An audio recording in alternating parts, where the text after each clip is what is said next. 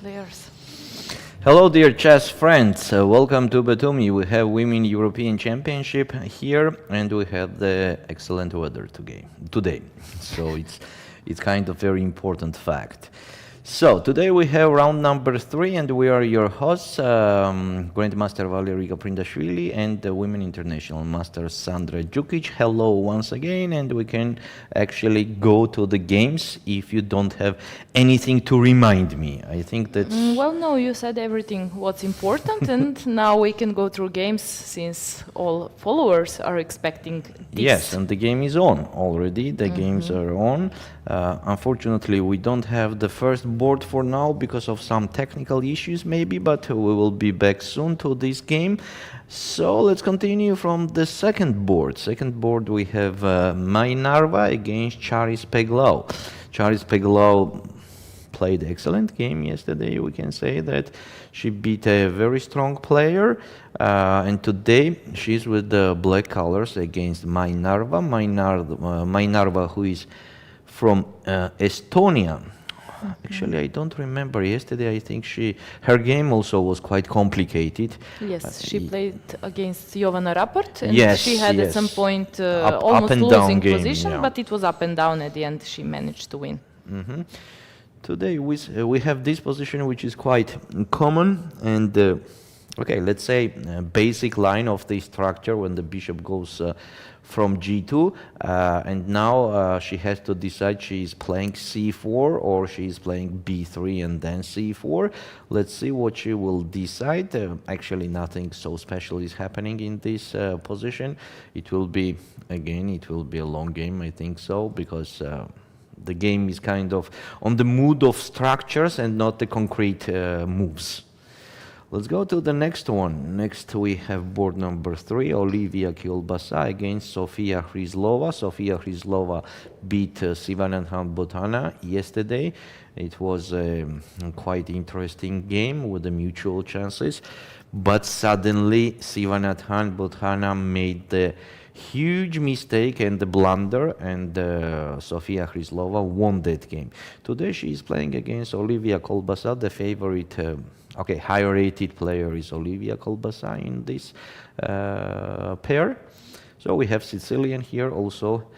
Not a special things happening for now. We have the Sicilian with the A6 system. Next board we have Sabrina Vega against Anastasia Hnatishin from Ukraine. Could you please check Anastasia Hnatishin, what age is she, and on the same time probably she beat a higher rated player yesterday. We did not have her game. She's just 16 years old. Oh, that's nice Exactly. to hear. Very young player. She actually won yesterday against a very experienced and good player, international master Brunello Marina from Italy. So yeah, today she will also have tough game, but obviously she's well prepared for this tournament. That's a fact. That's a fact already. So we had Sicilian with bishop b5, then Sabrina Vega captured on c6 immediately and played b3 and f6. f6 should be a very interesting move, and it's not like common line. We have only around 200 games on that, and the most common answer for white is to play castle here, but in the game I think it was not castle. It was d4. It was d4. Not the best move, agree. Not the best move. d4 is kind of strange. When the white is developing the bishop from b2, usually the pawn stays on d3 and not on d4. Now after d4, I mean, opening up the position is good for black, right? They have the pair of the bishops, so they can play even d5 here. d5 makes sense. And okay, in case of e takes d5, c takes d5, and black has just an excellent position from the opening, right?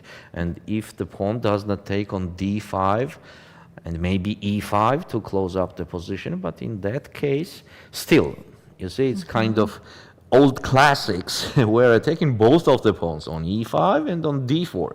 So black is absolutely okay even here. For example, knight e7 could be okay, or even c takes d4, queen takes d4 and c5. Also very good. It seems like that the black is slightly better from the beginning, but the main thing is actually to play d5 here. Immediately, yes? Yes. So Anastasia has to be able to do this move to have the advantage. Actually, we can say that, yeah, advantage, the small one, but still, it's much better for white, so for black to play this position. It's a bit strange to push d4 as a compensation for pair of bishops is actually are those pawns c6, c5, and you don't want as well to open the position. I know as black there is idea knight e7, knight g6, and sometimes white replies with h4, h5 Yes. to try to attack this knight and yeah. Yeah, so more than d5 here, maybe c takes d4, queen takes, yeah, because if knight takes on d4, then it will be e5. And on knight e2, maybe even d5. Why not? It doesn't look bad Yeah, at why all. not? Why not? We have it for free. So queen takes d4, and I think d5 still is just necessary to play. So d5, yeah. Now or later, now or later, Anastasia has to play d5 in this position, and she's gonna have a quite promising position from the opening. Vega was probably surprised by f6, although there are games I also know for From this other structure. side, Anastasia was prepared on f6, right? In this Right. position, she was prepared f6, but maybe she did not consider d4. Exactly, and maybe Yeah. that's why Vega decided to play d4, which Just to change the exactly, position, yes, yeah? maybe it's kind Could of be. strategy, although she took 4 minutes, I guess, for this move, so Yes, we but will see. on the same time, when you are changing something, it has to be good, right? In this case, Right. d4 is kind of good for black. Again, connected to opening up the position. In case of pair of the bishops, of course, black is welcome any opening up of the position. Next board we have Gabriela Antova against Monika Sochko, a very experienced player. For many years she was the leader of the Polish Olympic team and a Yes. very strong player, and on the same time she is playing against Gabriela Antova, which is young and talented chess player. So this is a position we have. Let's see how it was happening. So it was Karakan with f3, queen b6. Queen b6 seems like a best move in these positions. Knight c3 and e5. Everything is correct and everything is connected to the theory. D takes e5. And as I remember, bishop c5 is the best here. Yeah, it's quite a long lines, as if I am not wrong. Knight a4, bishop f2 check, king e2, queen d4. I will check it in theory book. Just a sec. This is a long line. Yeah, so, yes, okay, here I made this the small error. The best move here is to take First on to e4 take and then first, e5. take and then e5. Yes, that's correct. Maybe she miscalculated, or maybe okay, I don't know. Anyway, she played e5. In the game was e5. E5 is a very rare move. Immediately e5, I mean. So d takes e5. Now, yes, bishop c5 has to be done. Knight a4 check and queen d4. This position is slightly better for white. Queen takes d4.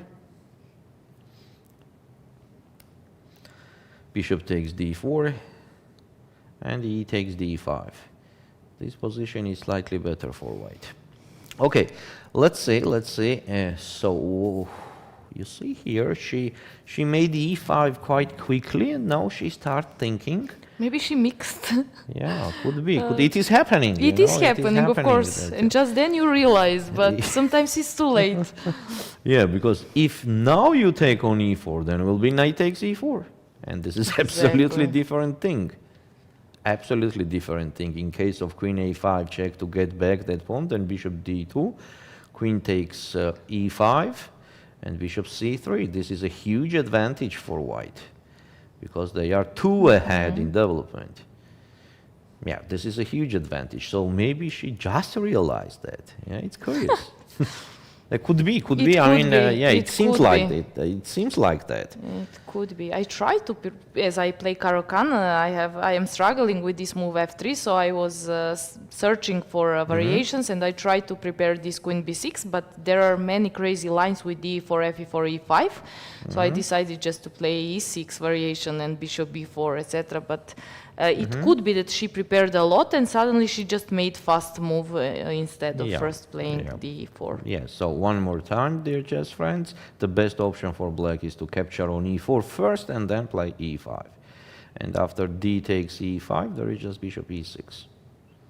Then knight d7, and black is okay. Rogely. Okay, let's go to the next. She did the move. Let's take a look what she did.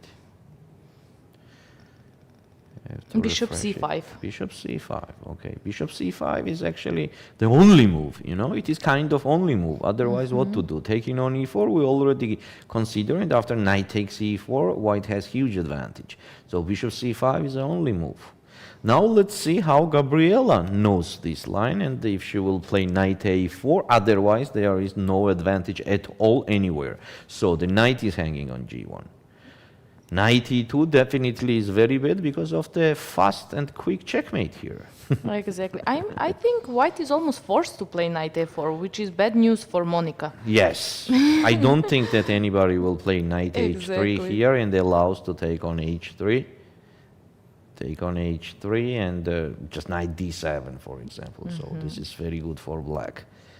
So it seems like, yes, white is forced to play the good move, knight a4. And I think she will do that. Okay, let's see. Next game, we have Michalina Rudzinska against Anna Maya. Anna Maya, yes. Yeah, I thought it is Anna Maria. Anna Maya Kazarian. The famous streamer. From Netherlands, yes. Yes. Correct. And this is a position. Let's take a look how it was happening. Definitely it was a French. And bishop e2 line, okay, queen b6 castle, knight h6, correct, and this is a position. This is a position, maybe formally, maybe just slightly better for white, but this is just a theory. Nothing special is happening here. There are a lot of moves here with white. One of them is bishop takes h6, there is d takes c5, and there is knight a3 also. Knight a3 is a very interesting move, by the way.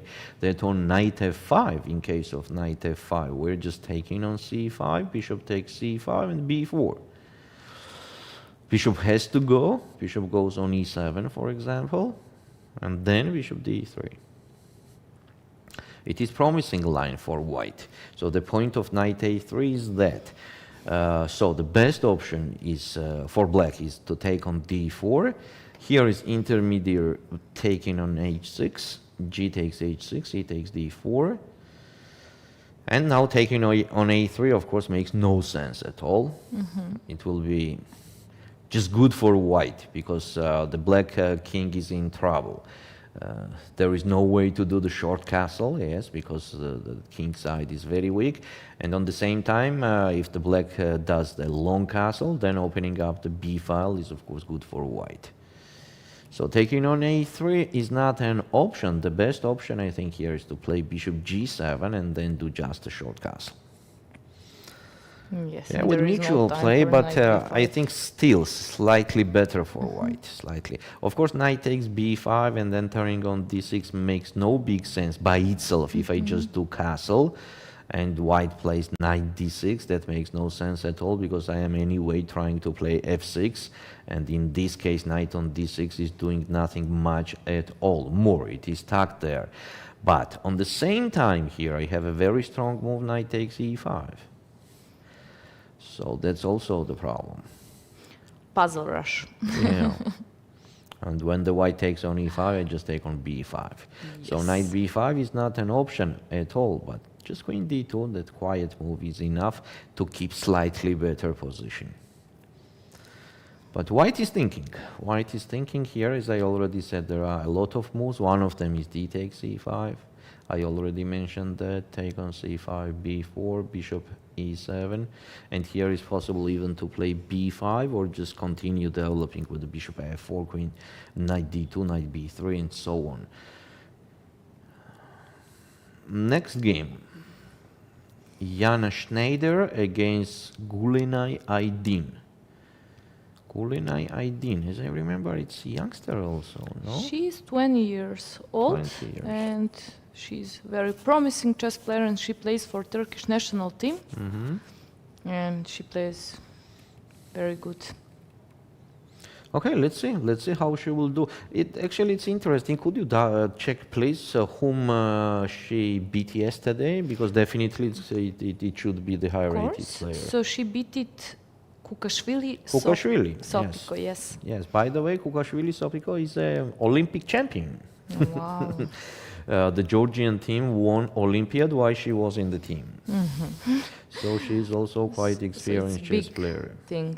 Yeah, that's definitely. So we had Pirsufimtsev here, as I see. Yes, I mean, it's just the main line. Slightly better position for white.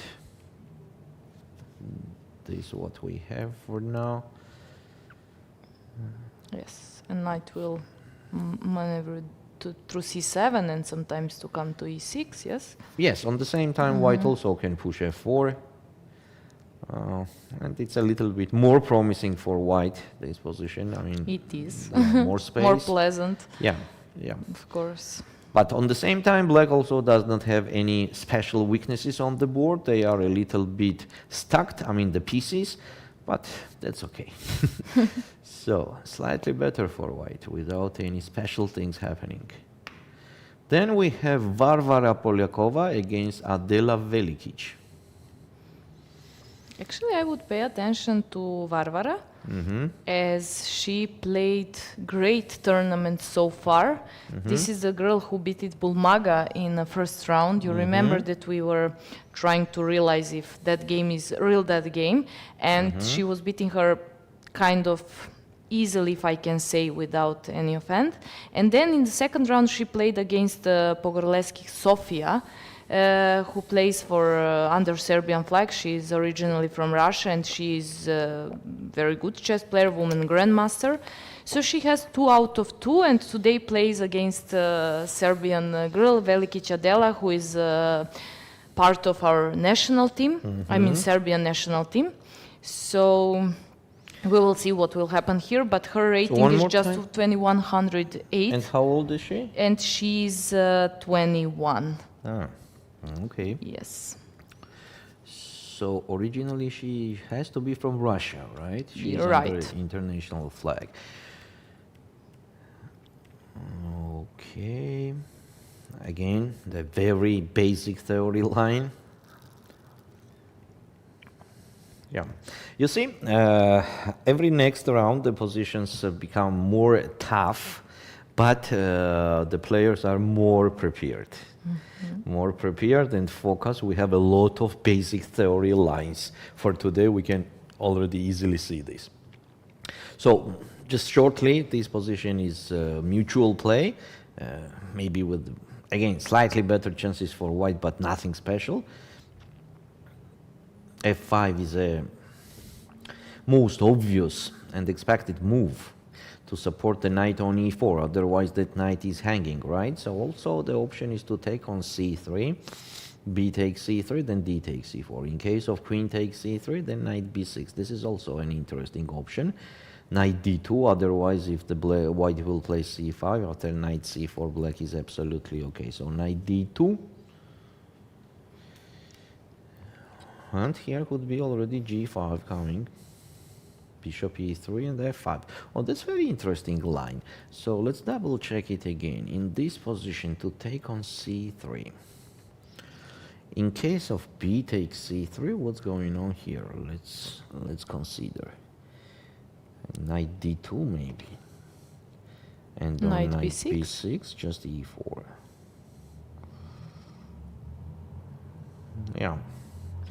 could be this also. Yeah, because in case of taking on c3 with the queen, I don't like that knight b6 too much. That e4 is a very important detail. It is. To control the b3 square. Yeah, that the pawn could not go on b3. Now c4 pawn is hanging. So seems like... Maybe knight e5? On knight e5, just bishop f6. Now it's hanging again. Yeah. Okay, I survived just for one move, and Yeah. And it's still Adela hanging. just played she took on c3 after just few minutes of thinking. It Let's seems see. like she's better prepared just by looking on time, yes.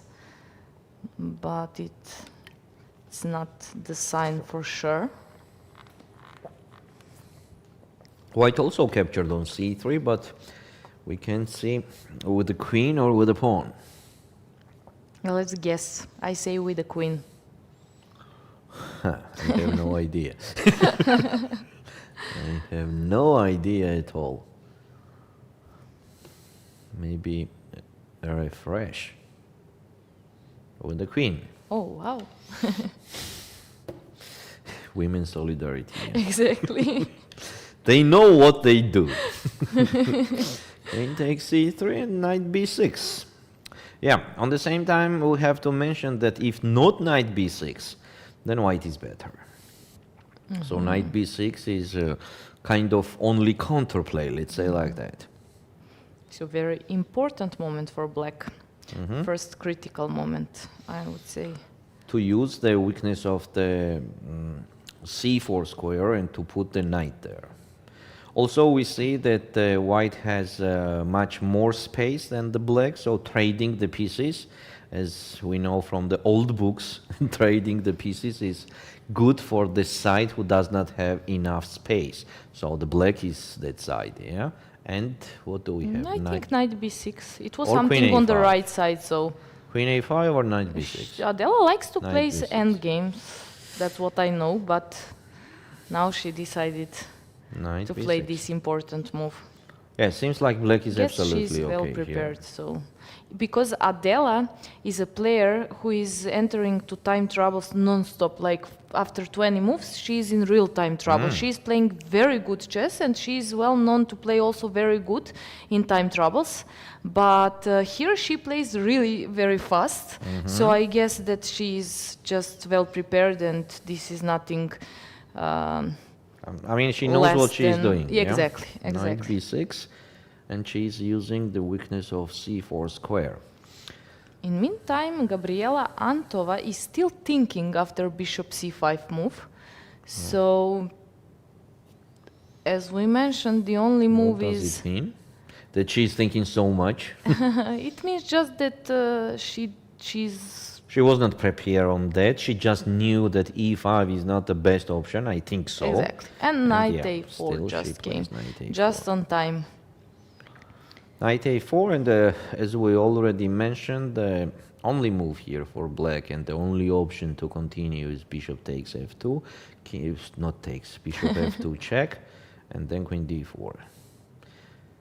Queen takes d4, bishop takes d4, f4 and bishop f4, both options, but f4 seems better. Black captures on e4 and bishop e3. I like this position for white. I'm not surprised. Yeah, it's Good just, choice. Just a very, very pleasant position. Exactly. With the brave king in the center. Why not? Let's see. Let's continue. Elmira Mirzoeva against Polina Kobak. Oh, Polina Kobak has a rating 1986. Women FIDE master. Could you check, please, her? Of course. She's from Armenia. It's interesting, her age and the player she beat. She plays as black. Yes, black on the Okay, board I number found 9. her. So she was born in 2008. So she's 18. 17, 18. 17, 18, yes. And she won yesterday against Urzala, or however I should pronounce this. Maybe I didn't Maybe you would pronounce it. Urzala. Okay. But she wasn't favorite, obviously, at that game, and she won. And also in first game, she won against Jarocka Livia. It is Jarocka or Jarochka? How do you think? Probably Jarocka, as Jarocka. you asked me. Yes. So, good start. She's gaining from 2 games almost 70 rating points. It's crazy. That's cool. Yeah. The last name, the surname, does not look like Armenian. So maybe she moved from other country there. Could be also. It could be. So we don't have too much information about this player, but we have only one information that she is doing a good tournament for now. So we have the close Sicilian game here, and again I have to repeat the words what I actually don't like to do, but I'm forced, so nothing special is happening for now. Yeah, the Rojli White's idea is to play on the king side, and the black's idea to play on the queen side. Let's see who will be first. Stavroula Tsolakidou with the dramatic draw yesterday. She was completely winning. We know that, and from psychological point of view, when you are missing the game like that, it is very difficult to play next game properly. So I hope she will recover and will do the chess that she likes. Yeah, because what I see here immediately here, bishop d3, like is not the best move. Let's try to What find was the move out. which was important to play here? No, bishop d3 is actually okay, but maybe the better option was to play bishop d2. But okay, I think bishop d3 absolutely okay. So we don't have to pay our high attention on that red thing on our board. Bishop d3 is absolutely okay. So she's playing against Nadia Toncheva. Bulgarian Yes, chess player, also part of national team. Their as national I guess team. she has to be 2-pointer, not 1.5. She is 1.5. She is 1.5. Yes. First 9 boards, they all have, of course, 2 out of 2, and then it starts with 1.5 out of 2 from 10th board, which is this one. Yeah, let's see. Let's see. The position is slightly better for white. It was French, yes, it was French with knight c3 system. Yes, this is slightly better for white. And I will not repeat those words that I don't like. Nothing special. Yeah, just no comments. Let's go to the next board. Here we have Anastasia Avramidou against Lela. What is the last name? Javakhishvili. Javakhishvili. Yes. Javakhishvili. Actually, it is simple, you know. Javakhishvili. Javakhishvili. Yes. Okay, so let's perfect. say Javakhishvili. Ask me tomorrow once again. This is a very interesting position. Yes, it was Sicilian with g4. I understand that. So what happened next? d6, g4, h6. Yes, okay. All okay here. h4, d5. And here white is thinking. E takes d5 is the main line, definitely. So take on d5, knight takes d5. Yeah, this is a line from the theory. It's not anything new here. Take on d5, queen takes d5, bishop g2, and queen c4. Take on c6, take on c6. Yeah, very close to equal, let's say, but still maybe I will choose to play with white. Yeah, and I But would in say most- it will be everything but not equal. Very soon. Yeah, very soon everything could happen. So this is a theoretical line actually. There is nothing to analyze for now in this position. Let's move ahead. We have, this is Alicia, right? Alicia. Alicia. Alicia. Good to hear. Otherwise I could say Alicia. Alicia Slivichka playing against Anna Ushenina. Here, both of the players, I mean, it's just very difficult to say who is the favorite. I understand that Anna Ushenina is a much experienced player, but Alicia Slivichka is younger and talented and quite motivated, so I think it will be a very interesting game. For now, unfortunately, again, nothing special is happening. We have too many theoretical lines today, you know, Sandra, too many theoretical lines. Oh, next we have Bella Khotenashvili. He will not be the theory for sure. So let's take a look. Yes, kind of. Kind of. So it's again Sicilian with the opposite colors. So all the game is ahead. Laura Unuk against Meri Arabidze. You see 1.5 pointers. They are very tough pairs. So Bella Khotenashvili against Olga Zimina, very tough game. Laura Unuk, Meri Arabidze, the same that we can say. It was the same before that Alicia Slivichka against Anna Ushenina. Yes, I mean, Big anyone fights. who came here is most probably well prepared. We saw also a lot of players who are, I would say, underrated. Yes. Because they are playing on first like 10, 15 boards with 2100 rating points.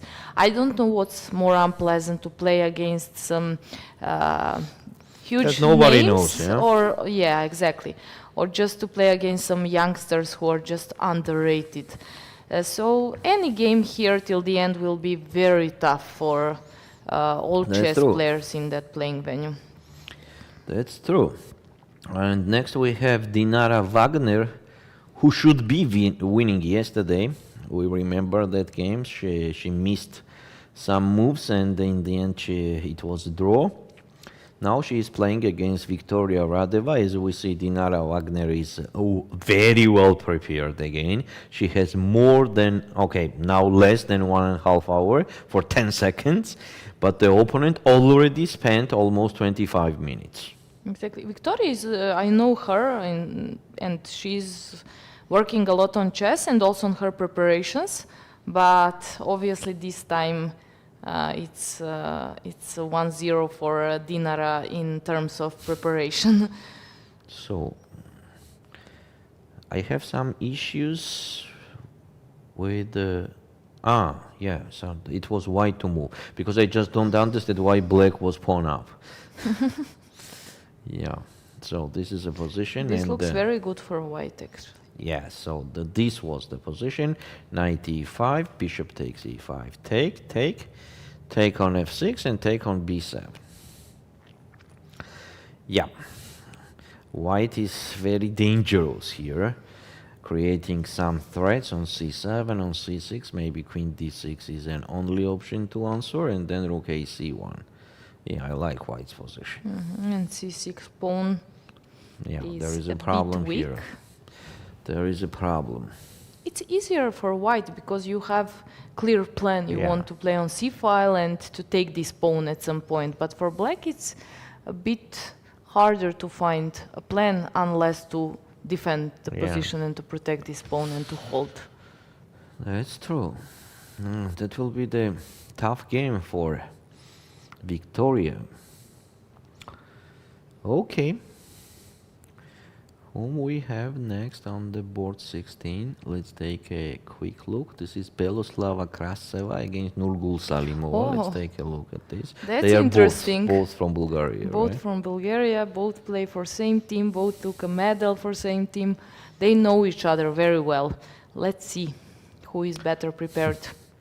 The position seems a little bit more promising for white here. But again, the same, that I will not repeat, the same words. Then Olga Badelka against Alexandra Zhereptsova. Now, as I see, 1.5 pointers are quite strong players and very tough games on each board there. Yes, you are right. Yeah, It's still. third round. I was expecting like after fourth round to happen something Yeah, like this, that's but true, that's true, yeah, because quite many players, how many players? We have 132 or something, right? something like that, I will tell you. So- We have 166 players. 166. Yes. That's quite much. It is. It is, yeah, it is quite much to have such a kind of games, I mean tough games from the round number 3. Yeah. Okay, but we don't mind more. At all. Yes. We will enjoy from here. Yeah. By the way, we did not review the first board, and we did not have the moves on the board. So here we have Ulviyya Fataliyeva playing against Josephine Safarli. Josephine Safarli. Could you please help me with this last name? She is from German, but I would did say she marry Safarli. She married that Grandmaster Safarli? Safarli. Yes. Oh, Yes. so it's chess couple. so it's not like long ago. So it's a kind of news, right, or not? To be honest, I think it's like in last 3 years it happened. 3 2, years, 3 yeah. years. I'm not Yeah, sure, yeah. but at some point I heard this. So Yeah. Okay. So what was her last name before, if you know? let me check. I forgot because you get used to certain surnames and then. Just a second. And where is she originally from? Originally She's from- German, as I understand. We'll see.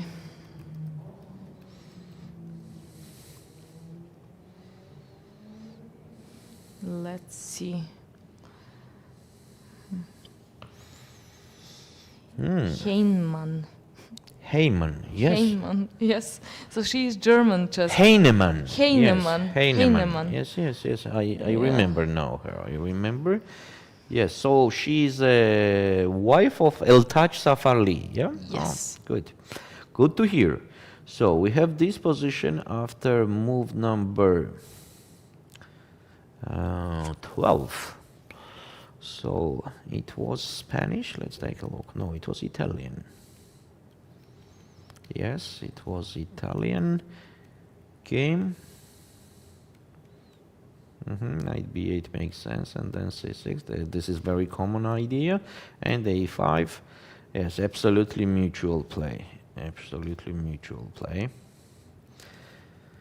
It seems like Josephine is better prepared as According to time, which we can Yes. see on the screen. In the game, Gabriela Antova against Monika Sochko. In meantime, Monika decided to give check, queen a5. So later on, we will also check what happened. just a sec. Let me go to that. Fifth Queen a- board, yeah. Ah, so not bishop f2, but queen a5, c3, yes, then take on g1 and then take on e4. But here, after just simple bishop f4, what's going on? I'm not a just pawn. Well, black will Ah, no, have not pawn up. troubles with development. White will develop. Yeah, on the same time, faster maybe and- queen d4 could be even I better. like queen d4. Yes. I prefer this move. Yeah, I like white's position. It's just problem for risking nothing. That's very important thing. Risking absolutely nothing, and just creating the problems to the opponent, which is not easy to solve at all. Okay, so let's take a quick look at Mai Narva against Charis Beglau. So she played b3, c4 there, right? No, first c4 and then v3 anyway. Transposes to b3 and knight h4. As I remember here, h6 has to be done somewhere once. Yes, and this is a moment. h6, yeah? For h6, yes? Sorry? For h6. Yeah, yeah. didn't. To don't give the bishop. Yeah, just simple idea. To don't give the bishop. Instead of that, Charis played rook e8 and faces knight h4. Bishop g6, maybe bishop g4 was better. Or rook e8, I mean, I don't like that move.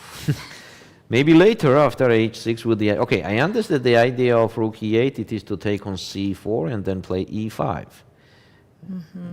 But it has to be working. Without bishop, that idea will not be good. So if we are giving up the bishop, then it means that we are not going to play e5 anymore, and then it means that rook e5 is just time wasting, right? Sorry, rook e8. Rook e8, yes. Yeah, because by itself, what is rook doing on e8? If we are not pushing e5, then what is it doing on e8?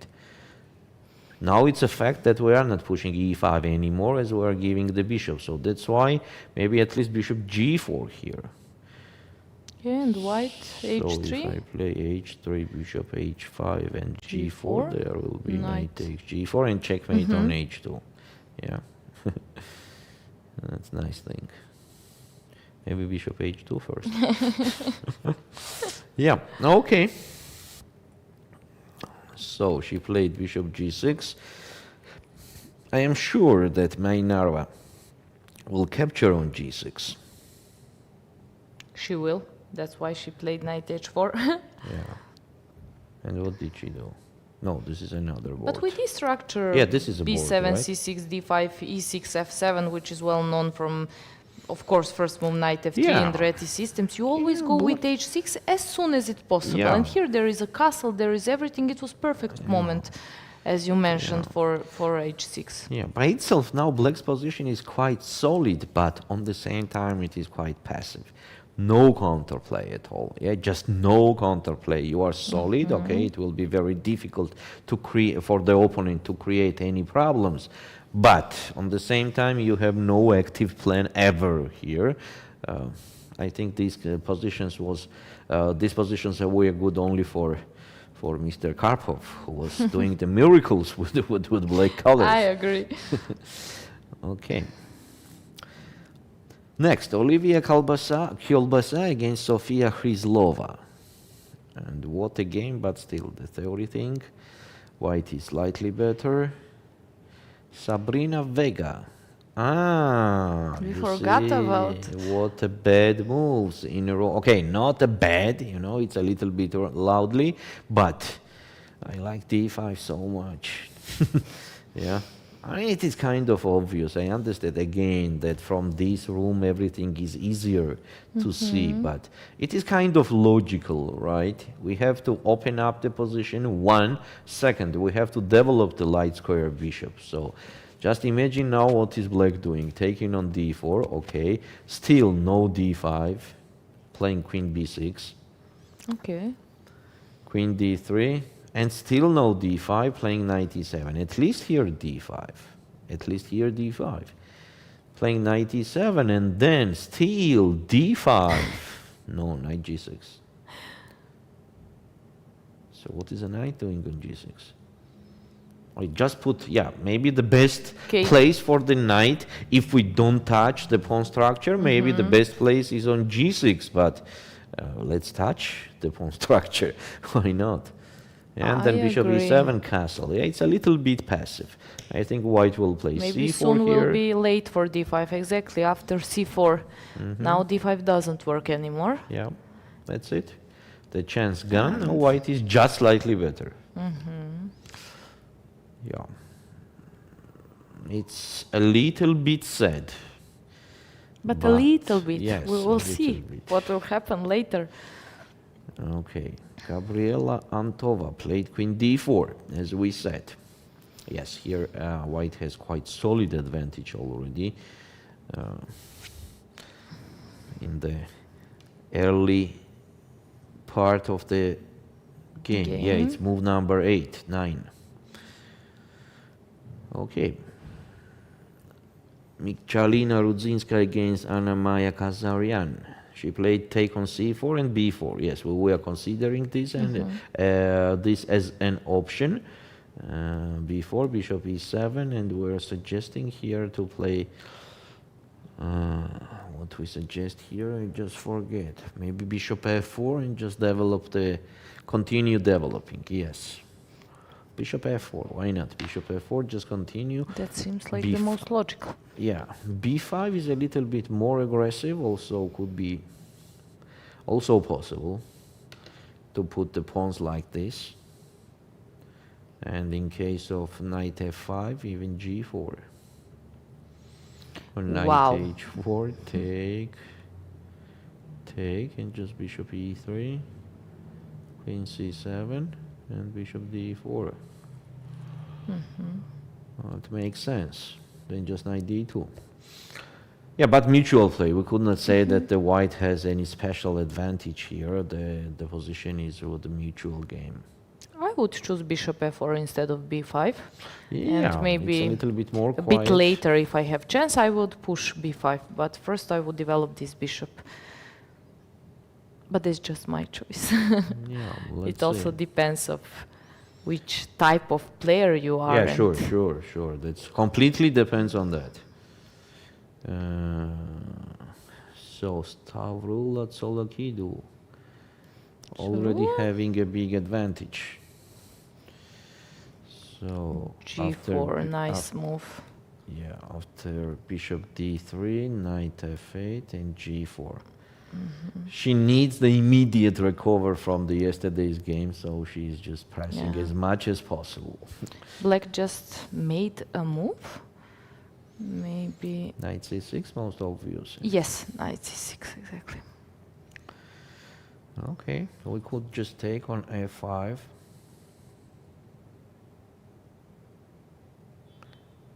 Take back.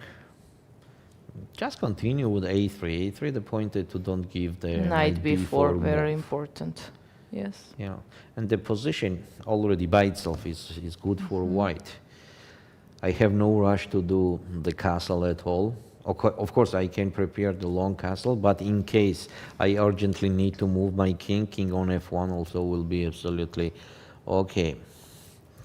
So, I think we can do the short break now. We review the openings, and unfortunately we could not find something very aggressive and crazy. But everything is ahead, so we hope that later we have some very interesting games, tactics, sacrificings, and so on, the thing that we love too much. So, thank you for watching. We will be back soon. See you soon.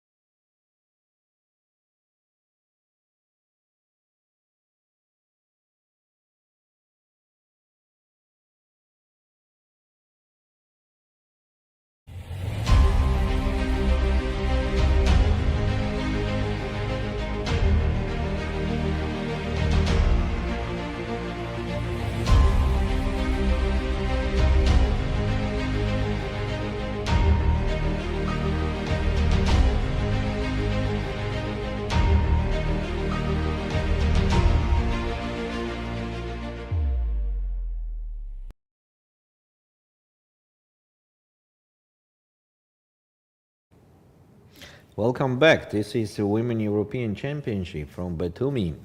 I'm Valerian Gaprindashvili and Sandra Djukic, and we are ready to continue. We are. So let's go. Let's start with the first board. Oops. Yes. Done. So, Ulviyya Fataliyeva against Josephine Safarli. Let's take a look what happened until we win it here.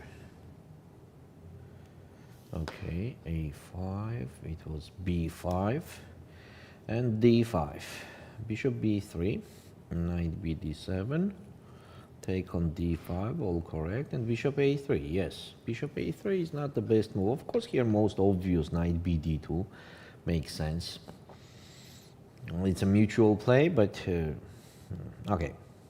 White is absolutely okay. After bishop a3, it could be that black captures on a3, knight captures, and e4.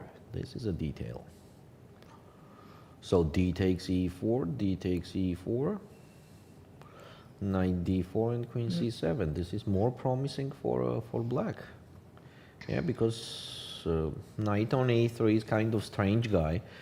If it goes on c4, then it's black. It blocks the queen and bishop there at all, and the own pawn, and the c3 pawn is also hanging. If later knight goes on c2, then those knights are disturbing each other. So maybe queen takes a3. Let's take a look if it is possible. Queen takes a3, but I don't think that the knight on b1 is a better piece than a3, but still. So maybe just queen c7. Okay, and black has the center, right? So next could be b6, bishop b7.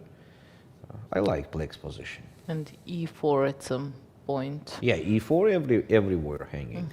E4 is hanging everywhere. Oh, bishop a3 is a huge error, by the way. Yeah. So one more time, instead of bishop a3, knight bd2 was much better. And on queen c7, bishop b2. Honestly, I like white's position here. e4, I think, was played by black. Already? Yes. So take on a3 and e4. Yes, Yes. that happened. So what we are saying? Bishop a3, take, yes. White took, and e4. Yeah. Yeah. They are listening us again. They are listening us always. Yeah. So here black, okay, I don't want to say too loudly, but I think that black has advantage. It seems like advantage for black. Okay, d takes e4 is the only move. Otherwise, if white plays knight d4, then e takes d3. Bishop takes d5 and just knight c5. Oh, that's just perfect. Exactly. This is just perfect. White has for to black. go with Bishop the other and- option. Not at this point, but before, to take on e4 and then to jump with the knight to Yeah, so d4. most obvious is to take knight d4, but here after and queen then c7. to think. But knight c4 is probably Still okay. Yeah? still okay. I don't know, knight c5? Which move should be played after knight I c4 think b6. or b6? Then I mean, Yes. knight c6 is not so dangerous because of bishop b7. And nothing can hold this knight on c6. Yeah. That's the bad news. On the same time, bishop b7 is coming. Okay, we're not saying that the white has huge problems or so, but it's a fact that the black is playing for advantage here. Yes, and at some point, white will move the knight from c4, most probably to e3, but then knight will come to e5, black's knight. And then there is this d3 square, or even some attack on the king side with potentially knight g4, Agree. which can actually provoke g3 and then to make some weaknesses on f3. Agree. Thank you. Let's go to the next board. This is Mai Narva against Charis Peglau. Yeah, nothing much has changed. As expected. Yeah, slightly better for white. The only problem that Mai has here is the time on the clock. Only 13 moves played and already 15 minutes spent. Yeah, it's a little bit strange. The position is not so complicated, yeah? And Yeah, she I spent so agree. much time. But it's typical for women, time management. Yes, but In Char- life, but also in our the But Char chessboard. is also the same, right? She spent only 9 minutes. But it's maybe Okay. the German style. At some You point need to they be will on come time. to the same, trust me. Okay, let's see. Third board. Olivia Kyolbasa, Sofia Hryzlova. What happened here? Let's take a look.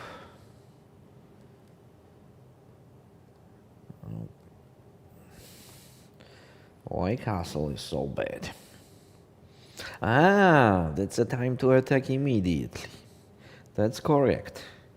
G4 immediately. That gives a big advantage to white. That's correct. G4 is very strong move. So the point is that What the is black the could not. difference? I mean, we are not doing castle at all. I mean, we're just start attacking immediately. And the black could not capture on G4. In case of knight takes G4, then bishop takes G4, then I mean, that makes no sense at all, yeah? It's not hangings. Oh my God, I thought we were sacrificing that. Okay, so G4, and if black plays E takes F4, then G5. Knight has to go to... Oh, this is bad. Knight will jump to D5 and it's just Yeah, huge advantage. So black has to play H6. And if black plays H6, anyway, G5. Yeah, that's, I mean, very interesting moment and detail. Instead of castle in this position to play G4. Wow. But she made a castle and then after black's... Which move? It was G4 after castle. Now it's different, yeah. Now it's a little bit different. So here G5, it will be knight FD7. And on knight D5, queen D8. Now G5 pawn is hanging. In case of bishop takes F4, maybe first I will play knight E5. That was different. That was different. So for example, if black reacts the same on G4, take G5. Take or G5, we G5. mentioned immediately. Knight FD7, take on, no, knight D5. Knight D5, queen Knight D8. D5, queen D8, and take on F4. Knight E5, as taking on G5 does not work because of take on D6 actually. And that's it. And if knight E5, then just H4. With the short castle, you could not do H4. I agree. Now H4, and we are going to the long way, long castle.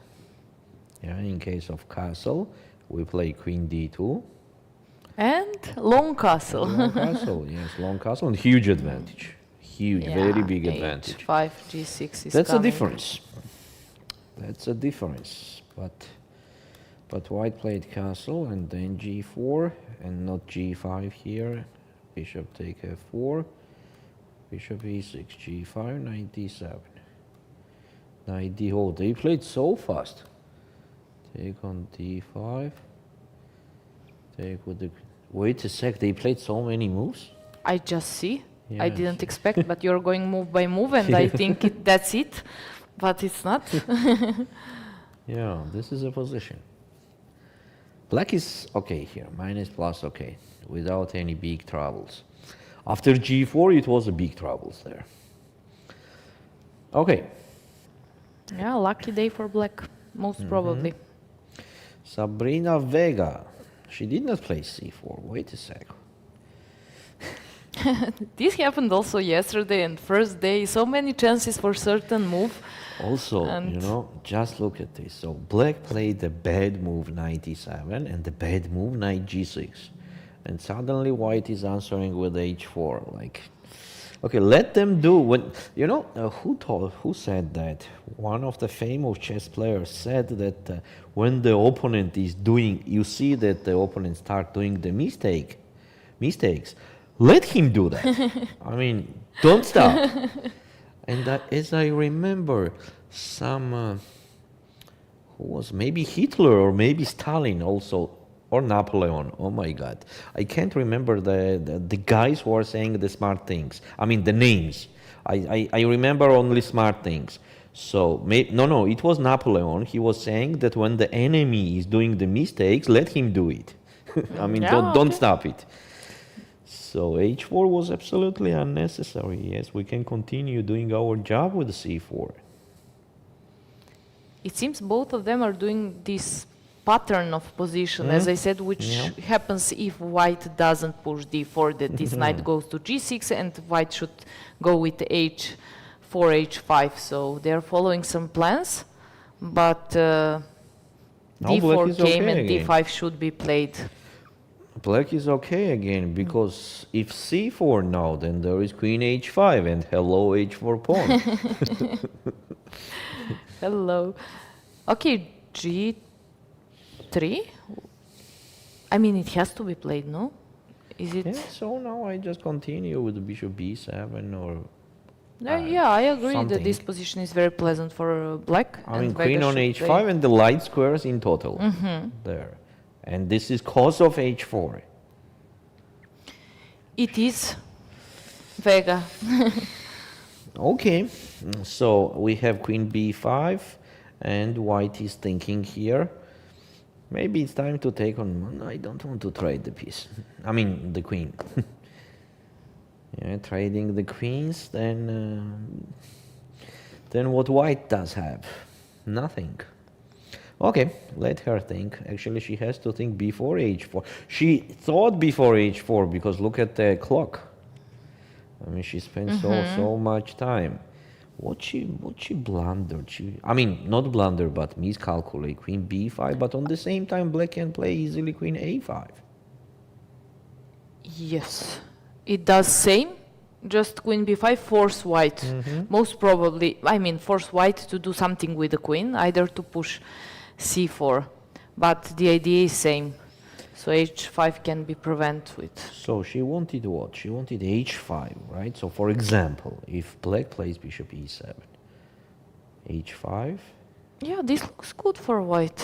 And in case of knight e5, here I mean even giving h6. something. It's knight. Queen It's double attack. This and just rook d1. Okay, this is big advantage. Okay, I agree. Even bishop a3 is interesting. Yeah, sure.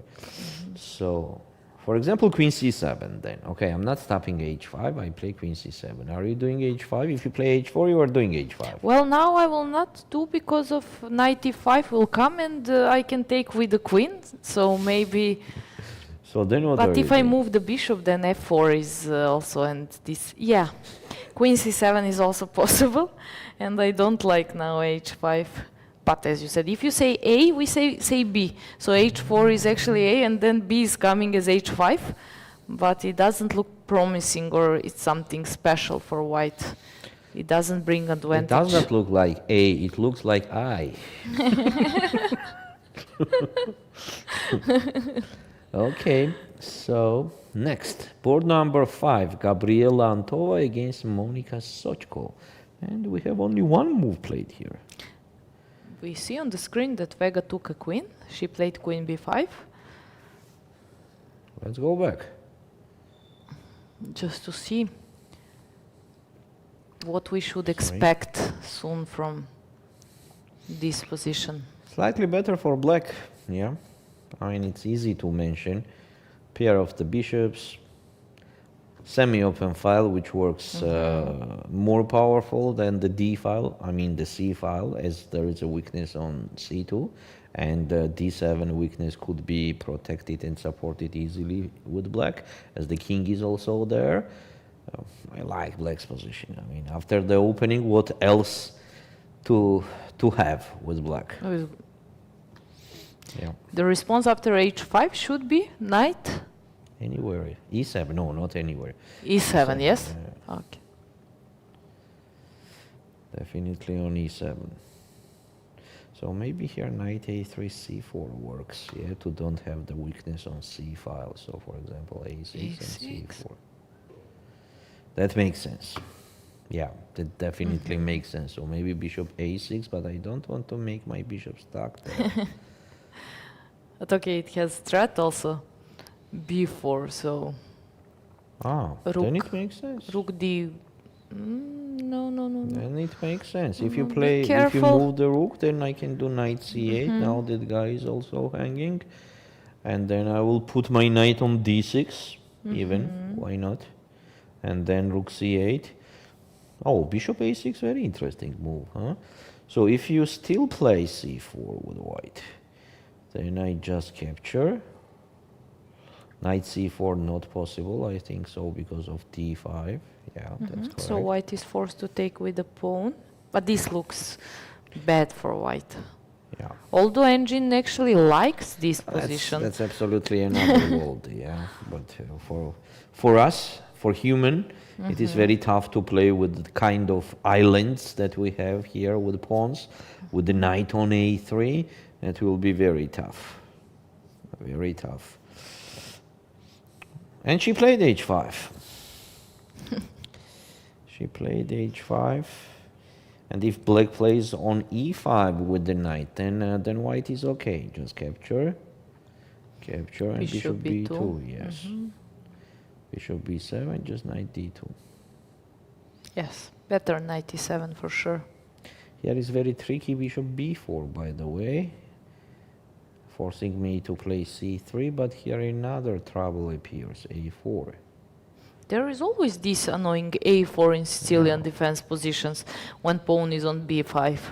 Yeah. It's slightly better for white, yes. So let's see where the knight goes. Anastasia is thinking. Until she is thinking, we have a chance to go ahead. And here knight d7 was the last move that Monika Sochko played.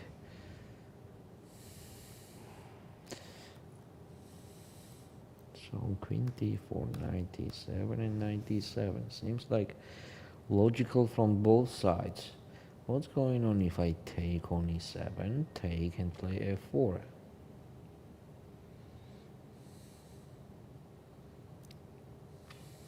Nothing. I wanted to suggest something like rook d8 at first, Long castle. but long castle, yeah. Maybe first even check, you know? Check, king e8, long castle here, I'm sacrificing the knight. You are welcome to take it. I will take it. Let's see. And this. e6. Yeah, and bishop c4, and it's checkmate. More than bishop c4, I want just to play e7 and trap the rook also. Yes, but if I take queen Yeah, e6 and bishop c4, Definitely. it's... Yeah. And time to say goodbye. So after castle, black is forced to play knight f8. Take on d8, take on d8, take.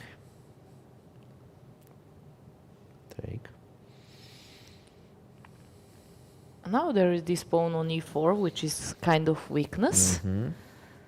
If white plays precise, it will be weakness for sure. What's going on if we play king d2 immediately? Knight e6 and king e3. Knight is trapped. Oh, b5 and knight is trapped. So maybe let's start with c4. And on knight e6, g3, why not? Let's do like this. A very dangerous position for black. It is. It is. And What again, to do with the bishop and... the worst thing is that they have no counterplay. The only dream is to survive. So Let's black see. cannot create problems, and we said that's very important to keep doing. So knight d7 was the last move, and here Gabriela is still thinking. On the first board, it happened what we were discussing. Just instead of b6, knight came to c5. That was actually my suggestion. But we You are on said that fire. b6 is better. I don't know, I would not say, because I assume b6 is better, as you mentioned that. Yeah.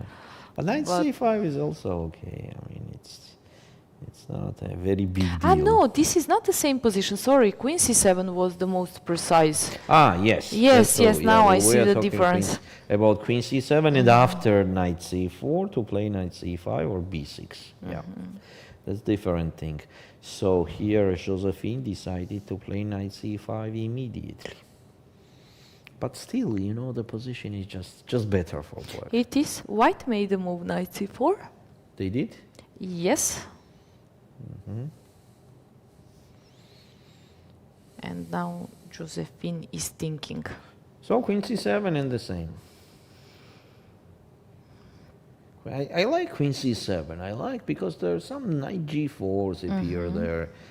If G3, then maybe Knight E5 somewhere or F5 later after King H8. Okay, anyway, black is slightly better. Let's say so. Black is slightly better. Here, nothing special happening. Sofia Hryslova the same position.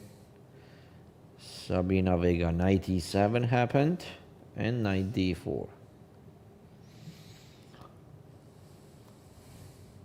It's just a better position for black. It's about the white will survive or not. Unfortunately, after opening, we have this kind of picture. Now let's move ahead. Gabriela Antova, that we already know. Gabriela is thinking, we're suggesting to take on E7 and F4. Michalina Rudzinska, Anna Maya Kazarian. So she did exactly bishop F4. F6. Let's take on F6. But knight came to A3 in meantime, yes? We were discussing before knight A3. Yeah, here. Yes, B5, either bishop F4, so knight A3. F6. Let's take. Knight takes. And just knight C2. White is definitely better. Not a big advantage, but much more, the way more pleasant position compared to black's. Next we have, oh, this is, okay, here another question. Is this Yana? How do you think? Or Jana or Jana? I would pronounce it Yana. Yana. Yes. Yana Schneider against Gulin Aydin. E5, very strong move that Aydin played the last move. So how it was happening? Let's take a look. It was kind of quiet position. We talk about this. E5, and we are suggesting here to play just F4. It was A6, also makes sense. F6, take on B7. Why not? I'm not sure about F4 now. Maybe first take on F6 and bishop.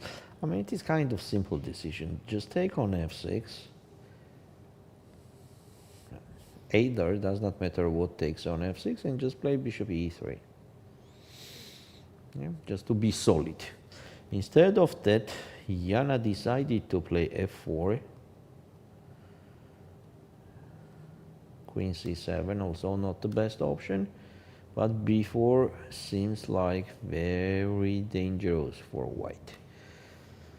Unnecessary. She blundered F takes E5. Let's see if it happened. Yes, it happened. So, the point is that, okay, we understood that this is very bad because of just take on D4, and on queen takes D4 it will be bishop F6. And the black is in trouble immediately. Okay, I mean, they are not losing or something, but just trouble. So queen E7, for example, attacking the C5 pawn, forcing white to play bishop E3, then knight C7. Okay, here black is just excellent. But what happens? Okay, F takes E5, we have to take with F pawn. Yes. Then rook takes F1. Bishop takes, yes. Queen E5? No, knight D7 is a strong move. Queen E5 is nothing. just Knight losing. can be protected. Yeah. I thought Queen E5 and then Bishop C5, but there is knight E2 and game over. simple calculation. Yes, but now the pawns are hanging, the e5 and b4, that's a problem. That is the problem. Yeah. Both pawns are quite important, especially central one, but So maybe e6 with tempo, knight df6 and rook b1. But now queen e5, I'm afraid of that queen e5 too much, because it becomes just a very powerful piece. No, I like black's position here. F takes e5, very strong. White is thinking. Next. Polyakova Varvara against Adela Velikic. What's going on here? she didn't play obviously bishop f6, move which you recommended when I mentioned knight e5. Oh, She went with aggressive g5. What's the point? Why g5? why g5? Yes, that's a good question. That's what I don't understand. Why g5? And you see, she has less time. She's on 44 minutes. So, g5. Okay, a lot of moves. Okay, first I think take on g5. Yeah, take and c5. And the whole point is that the black would not enter on c4 anymore. And on knight d7 I will not trade it. I will just move away. Advantage for free. The bishop on c8 is like a big pawn, which will never promote to a queen. Typical bishop of Stonewall. If Yeah. f5 happens, it will be this Yeah, structure. that's true. But of course, this position is very pleasant and better for white. And I it's can not- later play f3 anytime and then put the king on f2. And that's it. No attack ever there. Exactly. I'm surprised with g5. Very surprised, yeah. You know, I heard when I was child, when you are playing a very active move, you have to be super sure that you have the big advantage, or you have a very bad position and you are trying to find out some risky counterplays. But in this case, when the position is quiet, yeah, absolutely strategical mood, no tactics at all, suddenly you are playing g5, you have to be with the highest attention, right? Otherwise, it's going to be just a weakness. All right. As it happened actually in the game. Let them play. We can continue. Elmira Mirzoeva against Polina Kobak.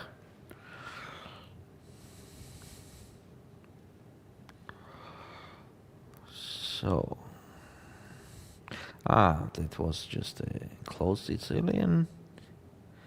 Okay, everything is okay. d5, I'm not sure about d5. Maybe just capture on d4 and then d5. Anyway, black plays d5. I would say e5. Yeah, nothing. I have to repeat this word. Nothing special is happening. The position is very close to equal. Mutual play. It's just a mutual play. Black does not have any special problems. As the bishop on g2 is just doing nothing. And on the same time, if that bishop tries to improve from f1, then black just trade that bishop. So it's just a mutual play. And the idea for white in next 5 moves, I'm just curious what you would do here as white. As black also, I mean, there is no concrete plan, but as white, I guess queen side, center, nothing. So, but also I don't see on the king side that I can do. So nothing special. Nothing Let's special, leave it. that's true. Okay. But there is something special in Stavroula's position. Okay, Here thank you, she- Stavroula. Here she is preparing the long castle, as I understood.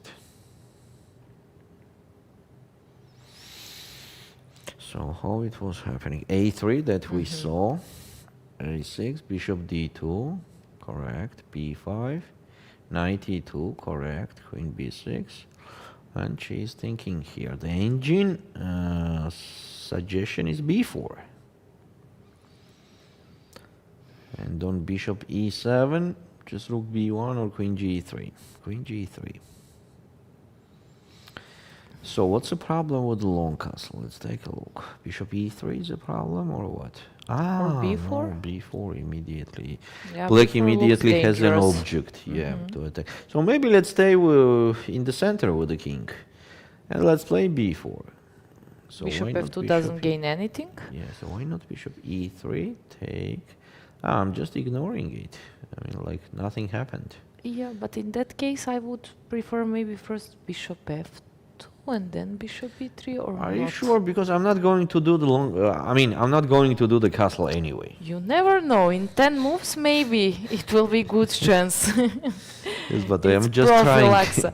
I'm just joking. I was just thinking. Sometimes it works better to make this intermediate check, but sure, obviously sure. not at this I just great wanted. position. I was trying to say that maybe king on f1 stays better for white. That's all that I wanted to say. That's why. Okay, b4, just a fact. b4 is a strong move. Let's see if Stavroula will do. And actually, it is quite necessary move. Otherwise, what to do next? How to continue? I mean, I don't see even the move to play, the useful move. b4 makes sense. We're creating the problem to that bishop. Yeah, definitely on c5 it stays much better than on e7. Yeah? So let it stay on e7. Okay, that's Stavroula's job, and let's see how she will do the job. Let's take a look at other games where, I'm just looking like quickly at all of them, and everywhere I see the mutual play. It's it's not like anybody has any kind of big advantage. It's expected with those pairings we have today. We also mentioned that first day that from some point we will see a lot of theory and theoretical position, long variations, great preparations. In meantime, in the game Jana Schneider against Aydin Gulenay, it happened this rook f1, of course. And so spying again, they are listening. So take, bishop f1 is what we were saying here. And knight d7. Both of the pawns are hanging. But white has some interesting bishop f4 idea. And if black captures on b4, oh no, I don't believe in that. Look at this. Knight e4, no. Going on that, what to say? It is very difficult to see this move. Bishop c4.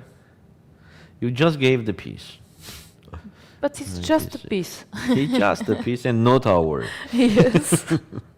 The main point, not Look our at this. piece. What is that? And you just a play piece with down. piece down? Yeah, okay, just it piece looks like white has compensation. Knight g5 is coming. But you have to pay attention on knight e4 and to continue to analyze this move. That's the problem. No, it's This is the impossible. I move think which it's doesn't come impossible. to your head very often.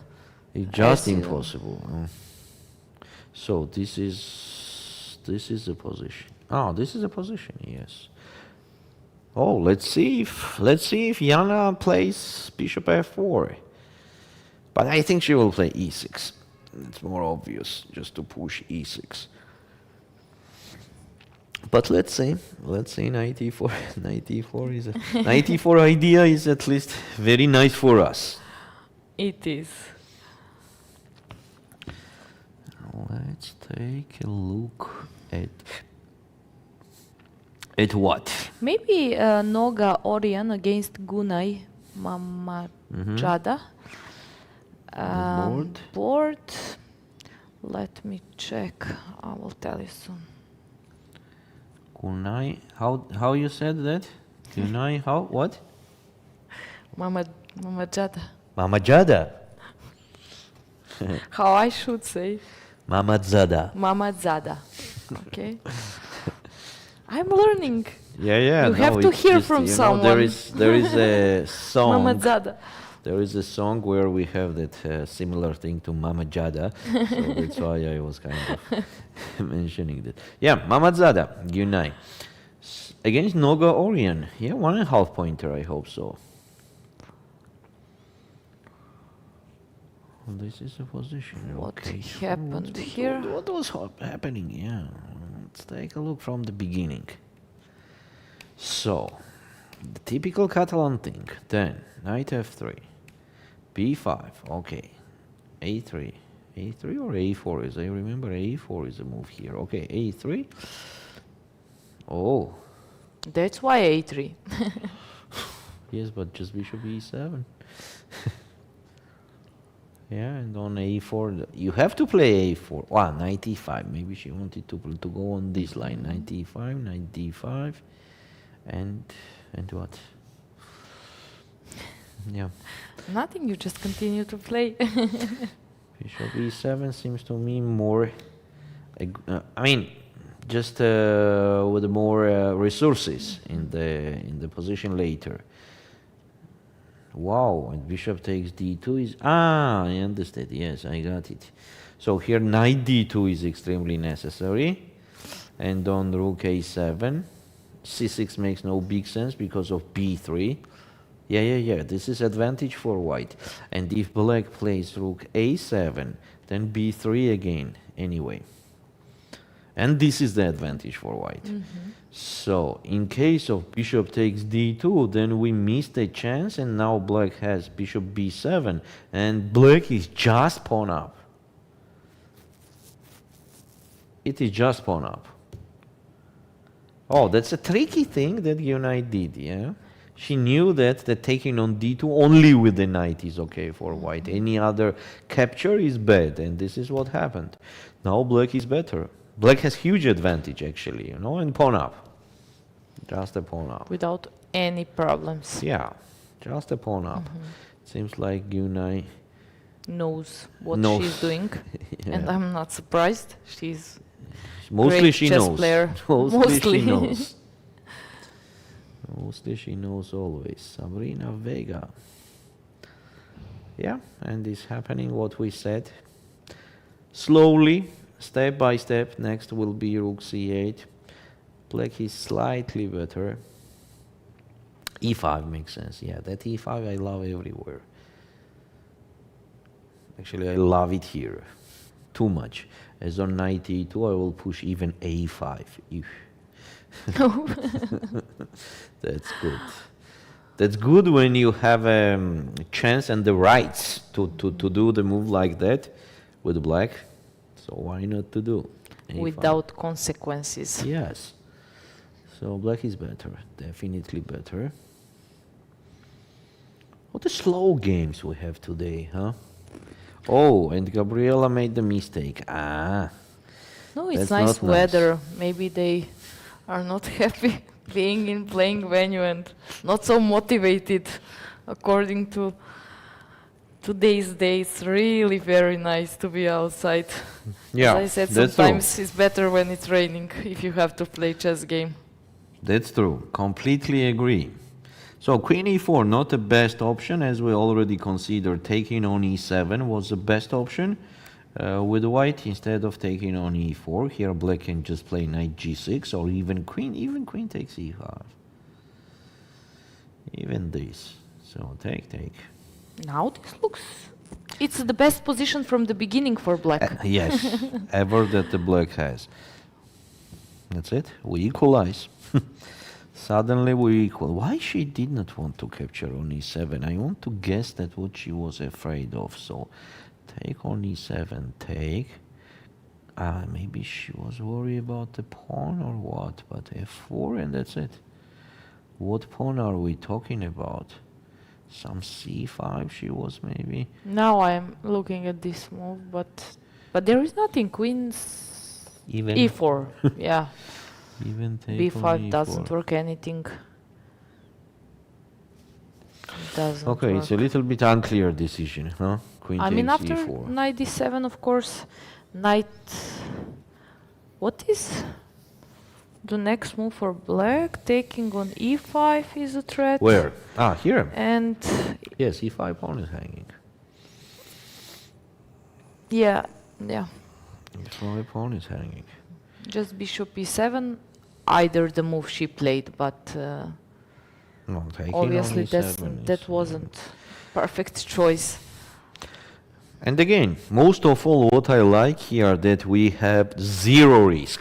I mean, we are not risking anything ever in this game, at least. Yeah, very comfortable for white. We are not risking anything. Anyway. Anyway, Okay. it's good feeling.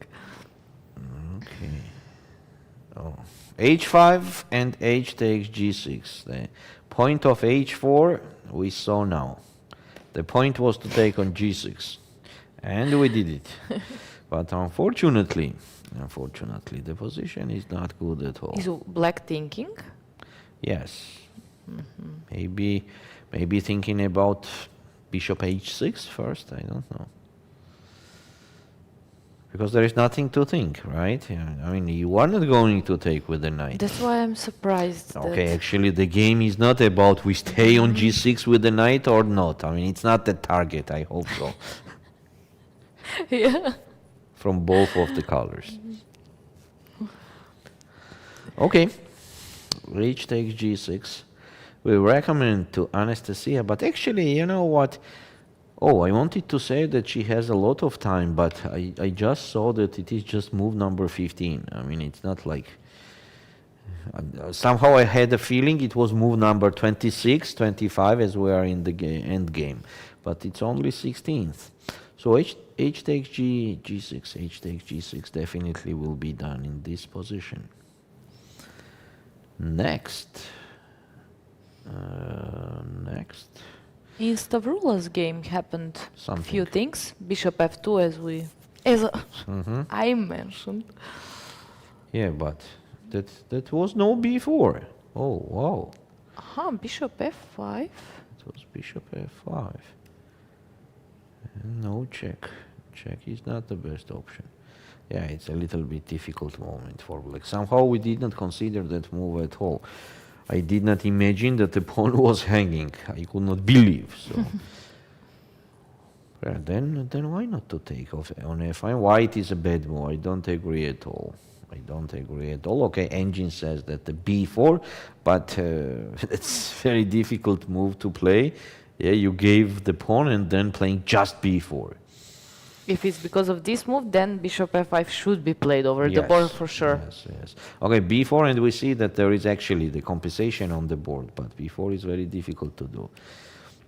So bishop f2 check, king f1, take on f5, take, and knight g6. That knight g6 is a move of the day. Who comes first to g6 wins a prize. Maybe we didn't hear at the opening ceremony of today's actually maybe there round. was some announcement. Yeah, maybe. Who's gonna get to the g6 square first? She will be. Or who will stay till the end and not to lose a game? Actually, bad move. That's actually bad move. Huh? Knight g6 is actually bad move. Let's move that knight on e6 at least. So on g6, because here, when we move to g6, there is just simply h4 possible, but queen d3 is the way more powerful. So now, now the pawn on d5 hanging, and what to do? How to support that pawn? For example, rook a d8. For example, then just h4. Now h4 is a very good move. Now h4 is very good. And in case of rook f8, nothing, it doesn't. h5, take on knight e5. e5. F takes e5, bishop e3. Nice.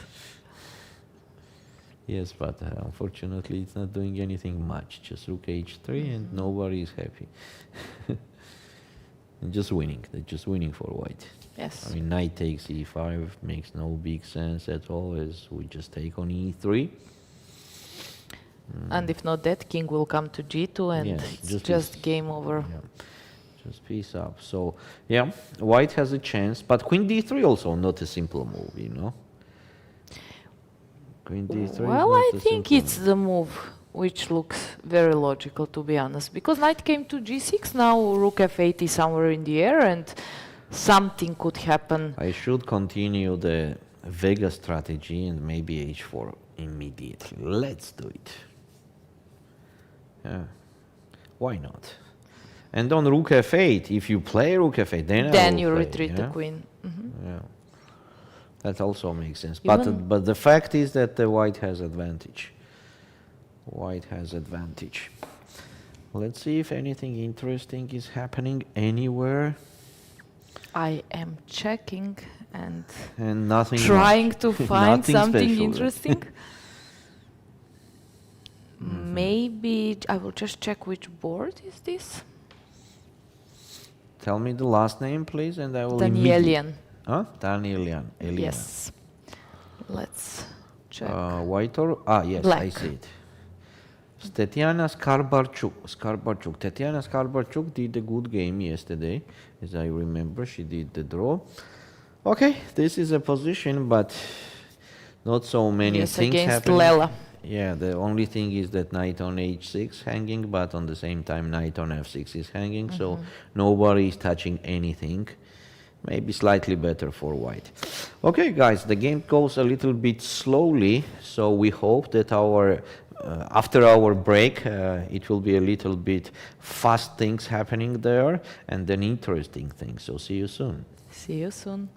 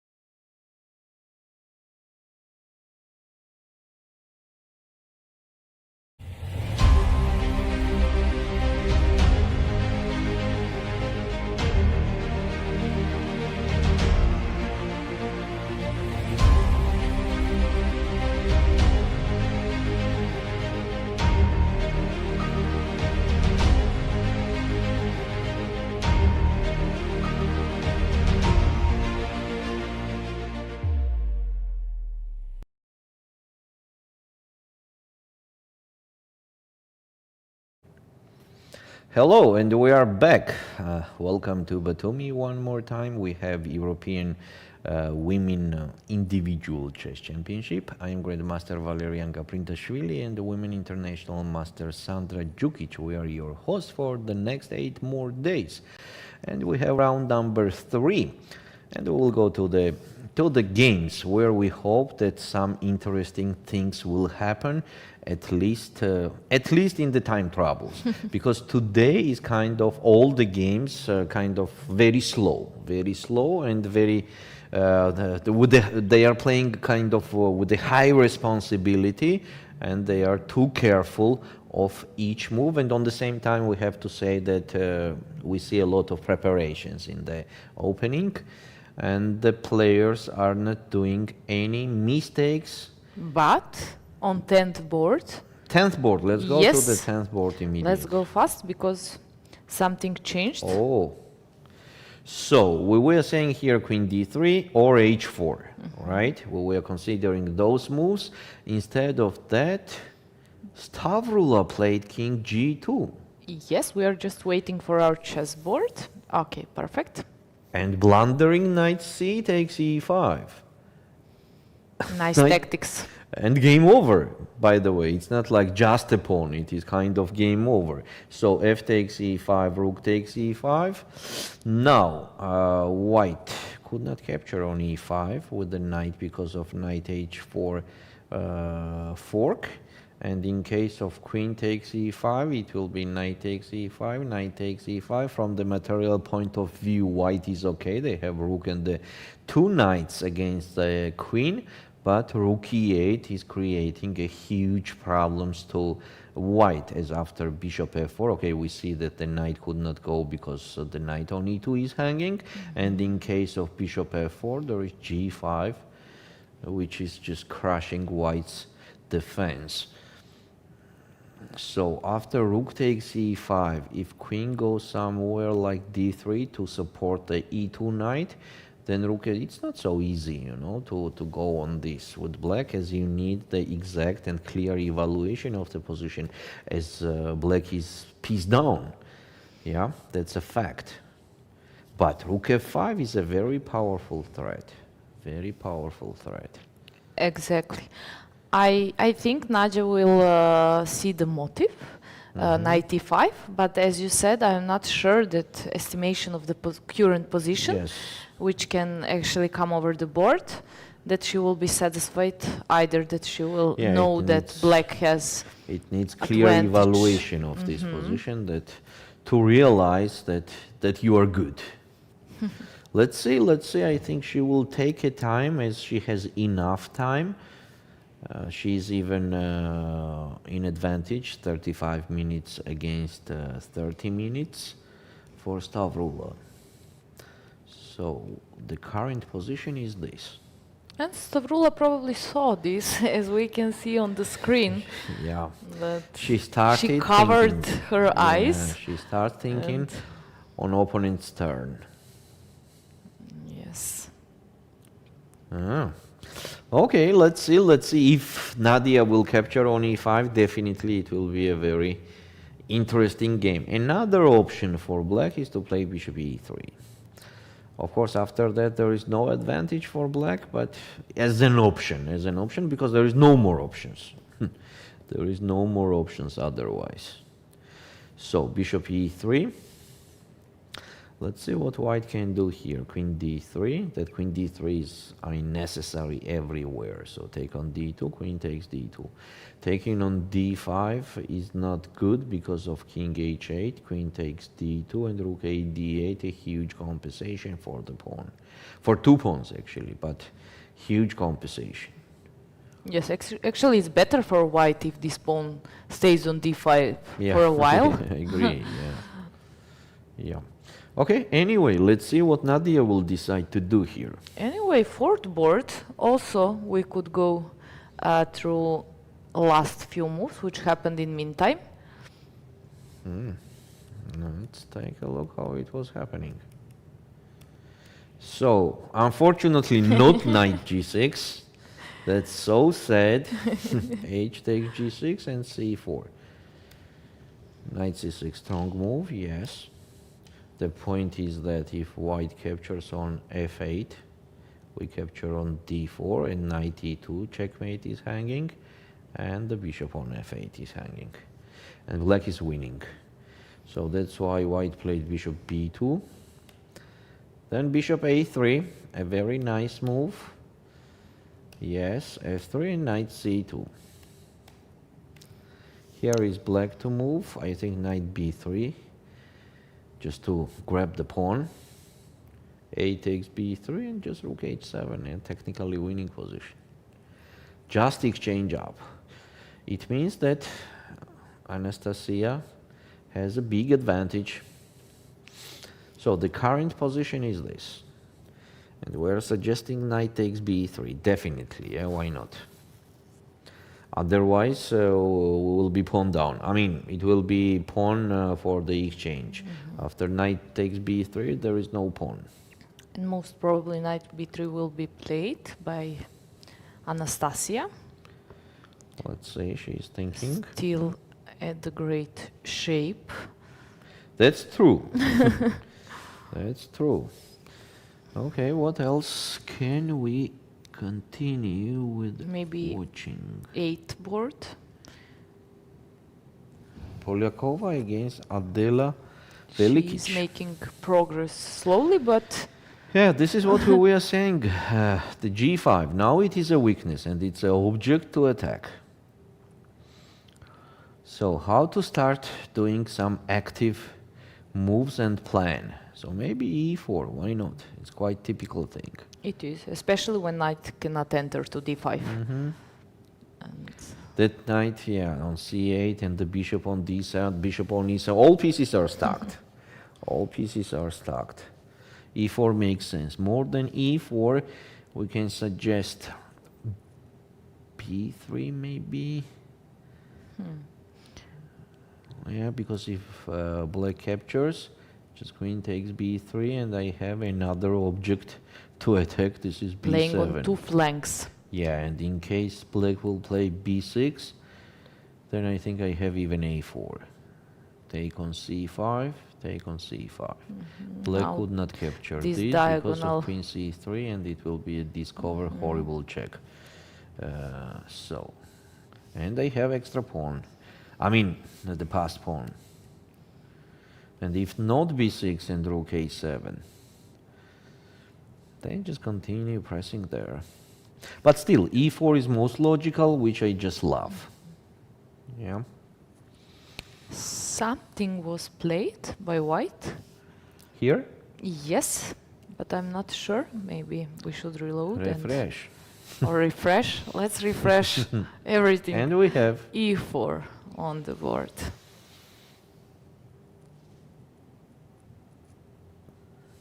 yes. e4, very strong. What to suggest for white, for black? Definitely taking on e4 is very bad, because here it will be bishop c2, then queen d3, and just a checkmate threats there. So taking on e4 just does not work. So maybe bishop e8. Yeah, Exactly, bishop e8 that's makes what I wanted to suggest. the best sense. Yes. And now what to do? What to do with white? What will be the best to do? f6 is kind of threatening. Of course, we can sacrifice that on g6. She just played bishop e8, and it is the most logical move. It makes some threats. Yeah. First time in this game. Yes. So take on d5 maybe. C takes, yeah, d5. definitely c takes, and b3. We have to open it up. I think so. We have to open it up to use the weakness of b7. So take and take. I don't think bishop a4 is working because of queen takes b7. Rook a7.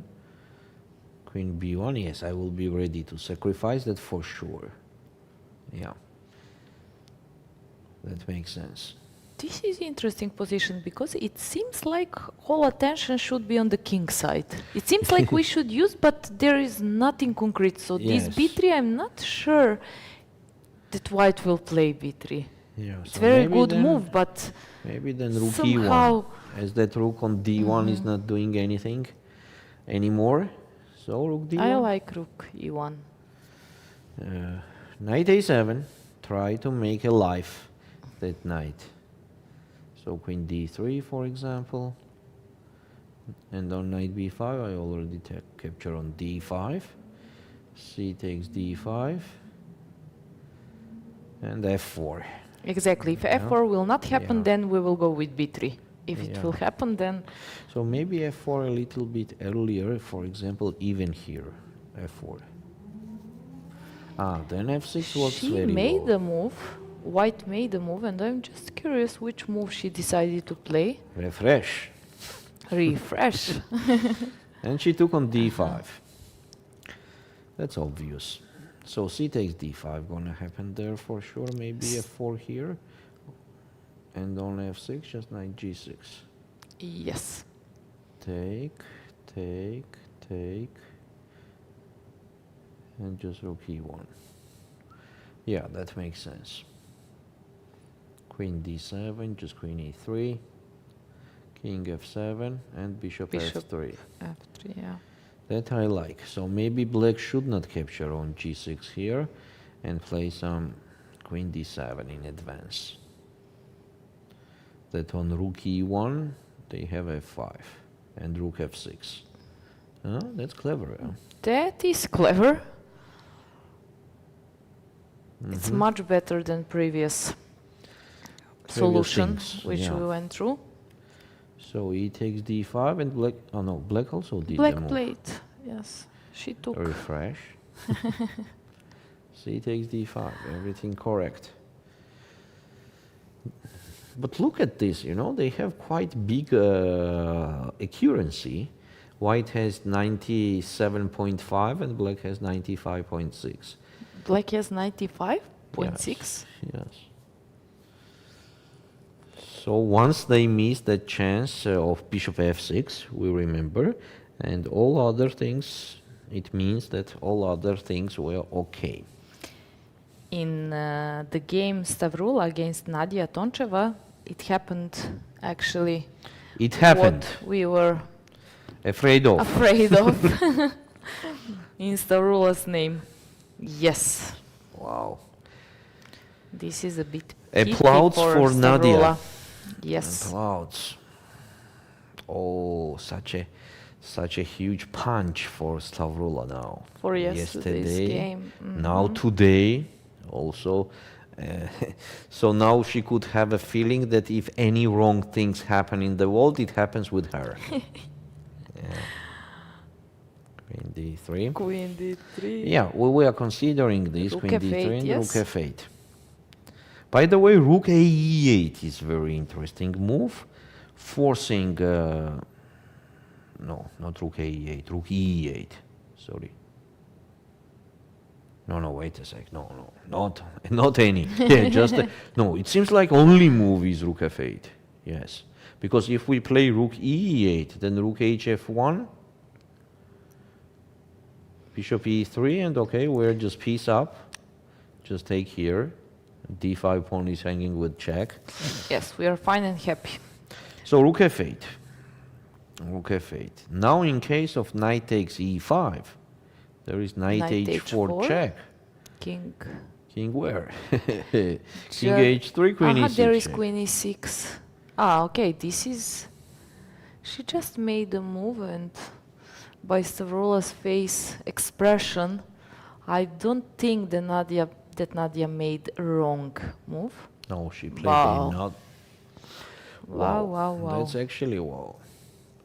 I think we need her as a guest today. That would be actually she- very good. Rook f8 is amazing, and just imagine she calculated in advance. That's not an easy job at all. Oh, rook f8, and now the white is in a very big trouble. A very big trouble. It's even difficult to suggest any move to white. So what is the threat? Threat is rook ef5. And after rook ef5, The position is too bad. So, okay, let's consider rook h1. But then f3 is hanging, right? Rook f3 is also hanging. Oh my gosh. King takes f3, knight h1. Look at this. What an interesting thing is happening here. So, excellent, excellent. So, for example, rook f1, the most obvious move, right? Take on f3. King takes, knight h4 check, king g4. Queen e6, king f4, and g5. Wow. This is nice. And position. So rook f3 is hanging. How to stop rook f3? It seems like knight eg1 is the only move. But knight h4 is ending up the game. Take, take. And now rook f2 is coming, so white has to play rook f1. Rook takes f1. Queen takes f1. Queen g6 check. Oops. Mouse slip. Queen g6 check, and that's it. King h3.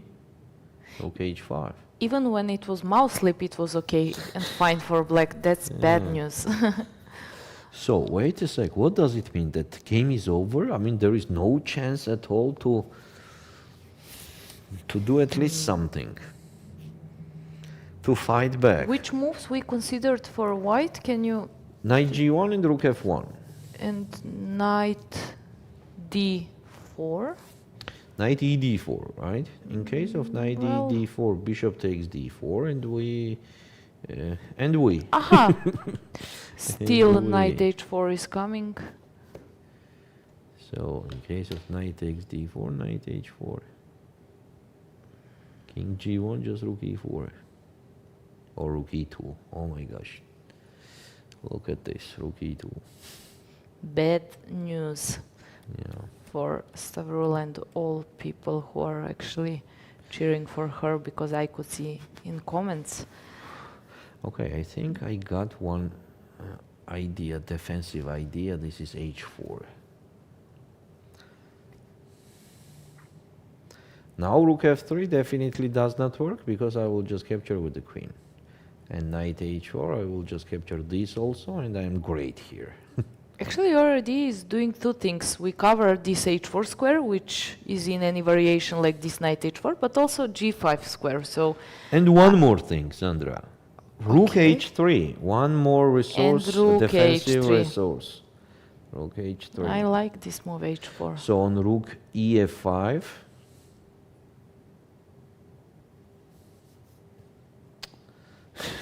rook ef5, I don't have that rook h3 anyway. What the heck? Because look at this, just take on f3, oh my god. What is that? No, impossible. If it happens like that, it will be one of the best games in this tournament for sure. Look at this, h4, rook f5, rook h3, but still take on f3. And the time, okay, it's fine, 27 minutes, so there is enough time to... look at her face. She's so I see, and upset. This is the moment when I'm really happy being here in the studio and not in the playing venue. When I see how some of players are suffering there. But okay, it's part of sport, so... Life. And life. This is life. And life. I connect it more with the sport, but... We can connect it to life also, right? Don't tell me this. So what to play? What to play? I mean, physically, what to play, and what did she do? Let's take a look. Refresh. No, she played h4. Yeah, that's and rook ef5. The immediate response. I mean, Nadia calculate everything till the end. I think now she's she's almost like a tal. She's on fire. She's on fire. She's on fire. This girl is on fire. Yeah, and that's it. The engine says the best option here for white to play bishop a5. Could we believe in that? And just capture the bishop. And that's it. Just continue like that. That's crazy. What about h5, for example? Rook takes f3 will be, queen takes d5 check, king h8, and why could not we do this? because just queen g6 check. What a hopeless position. Oh my god. This still maybe there are I don't think bishop chances a5 for a hope. How? Bishop a5. We were in the bad position with the piece up. Now we are in the bad position, but with the pawn down. It's quite annoying to play this position with white.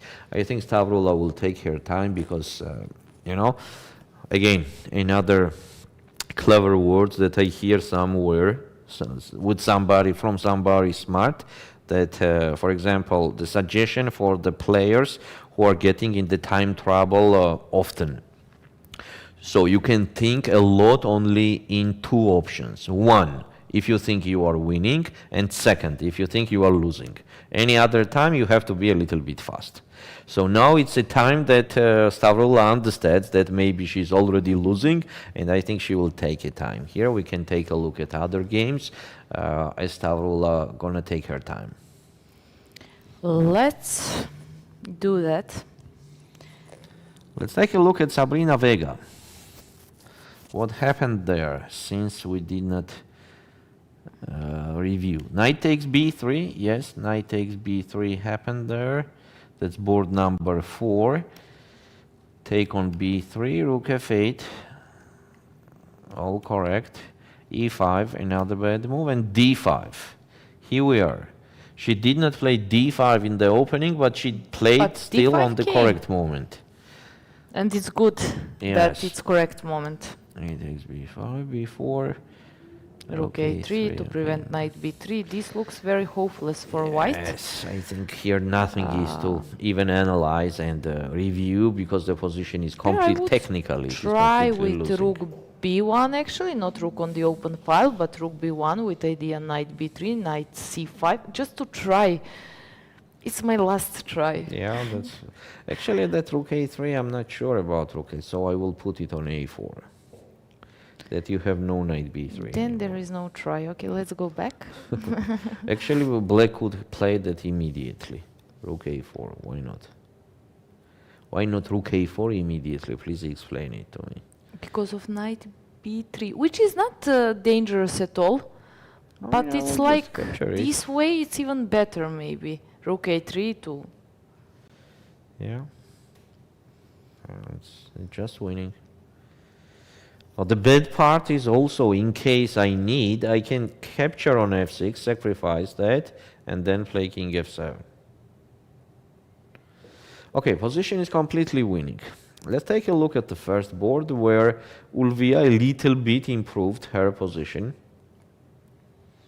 As we know that a while ago it was more advantage for black than now. So what happened there? Knight c4.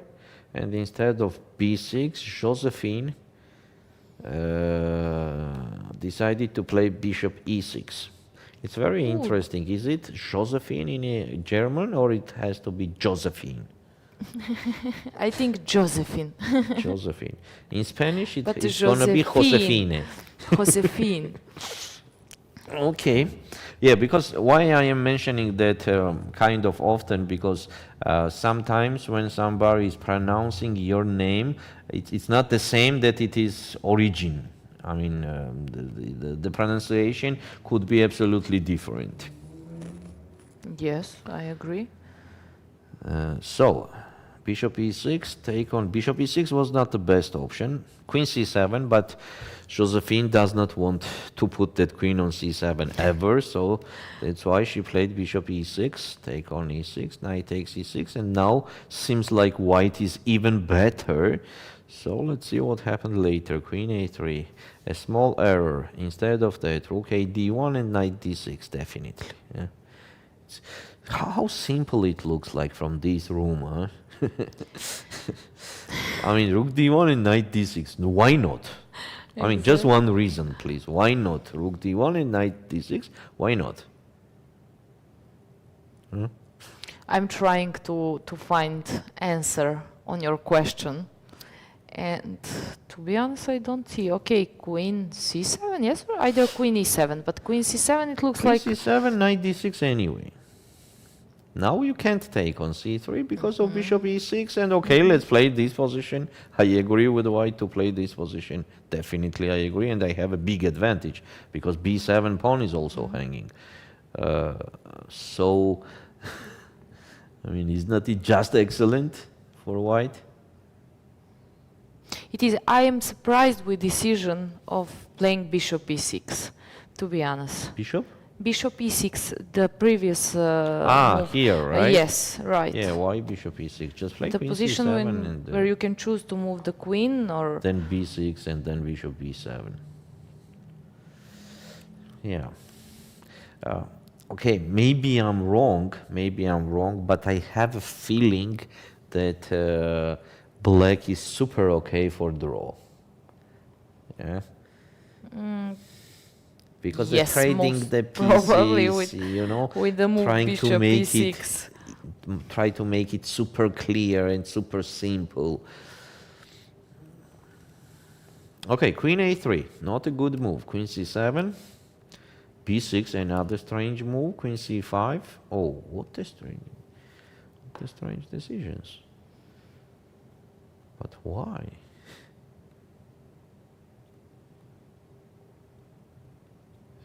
Oh. It's very unexpected from Ulviyya. So she traded the queen, which was the problem for black, as they did not put that queen on c7 and did not know what to do with that queen. White trade that queen, go to the end game with such a bad pawn structure. Also, the bishop on a2 now is super stuck and passive. So with black, if I just move my king to f8 and e7. She just made a move and she played actually king f8. Yeah, she did. Of course, I mean, it is so obvious. It is as obvious as it was here to play rook a d1. Sometimes I like to say in this kind of the moves that it is much more difficult to don't that move than to do. I mean, rook a d1, I'm think sure... she would play this move in 9 blitz game times out of 10. Exactly, and that one time she did queen a3 here. You know, when you try to find something brilliant, but in a way some deep strategy or something, so at some point you will need queen on You are a3 just to control. you are and then you make the complicating biggest it. mistakes, actually. Sometimes, not sometimes, Yes. usually it's better to follow Actually, just the most A logical. lot of people were doing like that we are complicating the things by ourselves. Exactly. When sometimes it is super simple, no, we don't want to have simple, and we are complicating Why it. to have simple? Yeah, rook a d1 was quite simple thing, and then knight d6. Okay, let's take a look at other boards. Gabriela Antova against Monika Sochko. The statical position advantage for whole game, but very difficult to win. This is what we have here. And definitely it will be a very long game, but I don't want to say that word. I have a feeling, but I feel like black will survive in this game. As for me, a most important fact is to don't have a bad piece on the board. As the black does not have the bad piece on the board, I think they have a good chances to survive. But absolutely another world is the time trouble, which is coming. Gabriela Antova has 15 minutes for 21 moves to do. So there... When you say piece, you count pawns in that? Not or only pieces. Only pieces. So but what about sometimes you can lose just because of the pawn structure, no? Yes, sure, but I'm talking about what? That if you don't have any problem with any of the piece, your position still could be bad, but it will not be very bad ever. It just could not be like that, because even if you have the problem with the pawn, okay, you're gonna lose one pawn and that's it. You are in the game anyway. But when your piece is tucked and you have problem with development, then it is a big trouble. That's a big trouble. Here e5 pawn is also kind of trouble for black, but not a big one. So knight f2 for white seems quite obvious and promising, that on knight f4 to play g3. and straight attack on e5 pawn. This is not easy to do, by the way. It's not a simple decision. The most obvious here, I think, in this moment seems rook e1 and on knight f4 just to play bishop f1. That seems most obvious that Gabriela Antova will do. I don't think this pawn is hanging. Knight d2. I want to play b3 now, And pawn on e5 e5 pawn is is hanging. hanging. So bishop e6 and just take on e5 somewhere. For example, here, very close to, let's say, to draw. She Yeah. played knight g5. Knight g5. Yes. And where are we going? The checkmate on h7. Okay, rook a d8. I mean, here now black is okay. Knight g5. Maybe we have another example of being okay with draw. Because It here is could be. another trading. Just take on e6, rook g1, and I will never lose this game with white. But of course, on the same time, I will never win.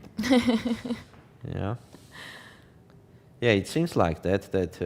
Okay, this is kind of strategy also. We could not say anything wrong about that because playing against such an experienced and a strong player, doing the draws. Actually, as a result, I always say that as a result, draw is not bad. Why? Because this is a half a point. It's not zero, you know. So any point you are getting, it is kind of okay.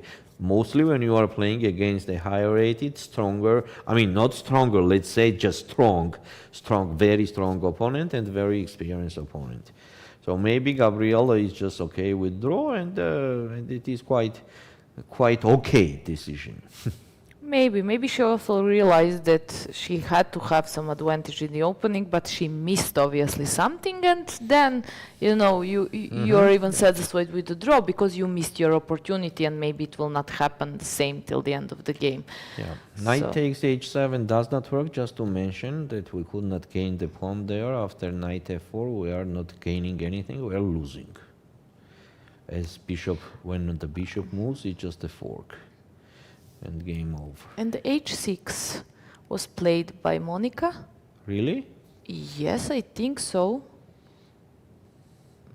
Actually, Probably she not a big didn't want difference. it to calculate a lot and Yeah. dc4, so... So now it's a fact that the white will capture this, king takes, and maybe rook d2, and something like that. Bishop on e4, just stay on the d file, draw, and everybody happy. Yeah, I think Sochko also, Monica also will be happy in this game to do the draw, as Gabriela Antova is not like weak player that you are planning Not the at point all. for sure. Yeah, not at all. all. Not at all. With black colors. Okay. Games actually, it starts to be very interesting, so I'm just looking which game to pick. Stavroula still thinking, so we will not go back right now as we to said, she's taking her that time. game. Okay, Bella Khotenashvili against Olga Zimina. We have the very unexpected knight on d6. How it got there? Huh? How do you think? From b5, c4, e4, f5? From where? Just guess. From e8. yeah, let's go from the back side.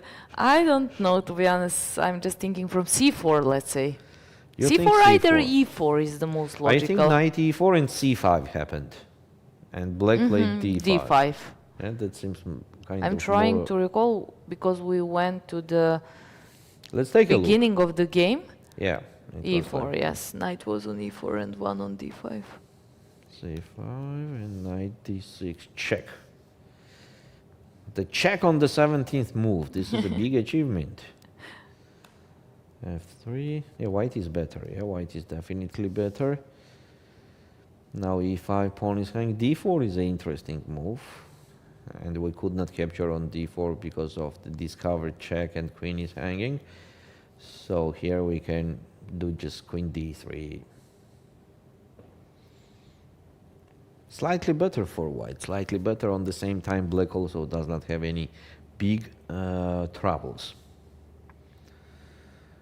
What else to take a look? Just a Natalia Buksa is struggling a bit. Yeah, by the way, I have to say a few words about her opponent, Inga Charhalashvili. This girl is exactly the same generation than me, and she's quite strong, I would say that. Of course, it's not best conditions that she is now, but while ago she was quite, I mean, when she was a youngster, she was quite talented, motivated, and very strong player. As I remember, she even got some medals in youth world and European championships. She has some medals. That means a lot. It Yes. shows about her Yes. chess career. And she's grandmaster. I mean, she's grandmaster and definitely underrated. Definitely, yeah. Her rating has to be some 23 something for sure. So I'm not so surprised, you know, that she's doing like that with Natalia Buksa. A very unpleasant opponent for Natalia, by the way, you know, because with this rate, when you are playing against underrated opponents, it's not the best option at all, right? It's not. You don't want that, but you have. Yeah, and Elina You Danielian don't is losing choose her your game. pair. Wait, she's just piece down. Oh, Who? Elina Danielian against, I mean, No, with black she colors? is not. There is bishop on b4, knight on d7. Oh my Yes gosh. or not? But I think I got tired. Somehow I thought there is one more bishop for white on the board. Ouch. it's good that it's two of us. So once I'm tired, you will actually That's correct. Wait a edit sec. my Wait a sec, mistakes. Wait a sec. Or they just White did the was move. better. I checked at some point. So I just want to see how white lost the advantage. Was I looking different game? No, no, I have a doubt where I saw that white was winning. This position, okay, d6, queen d8, d7, correct, rook e7, and f takes e5 is a bad move. Instead of f takes e5, knight d5. Yes, here white was almost winning. Knight d5, knight takes d5, queen takes d5. E takes f4.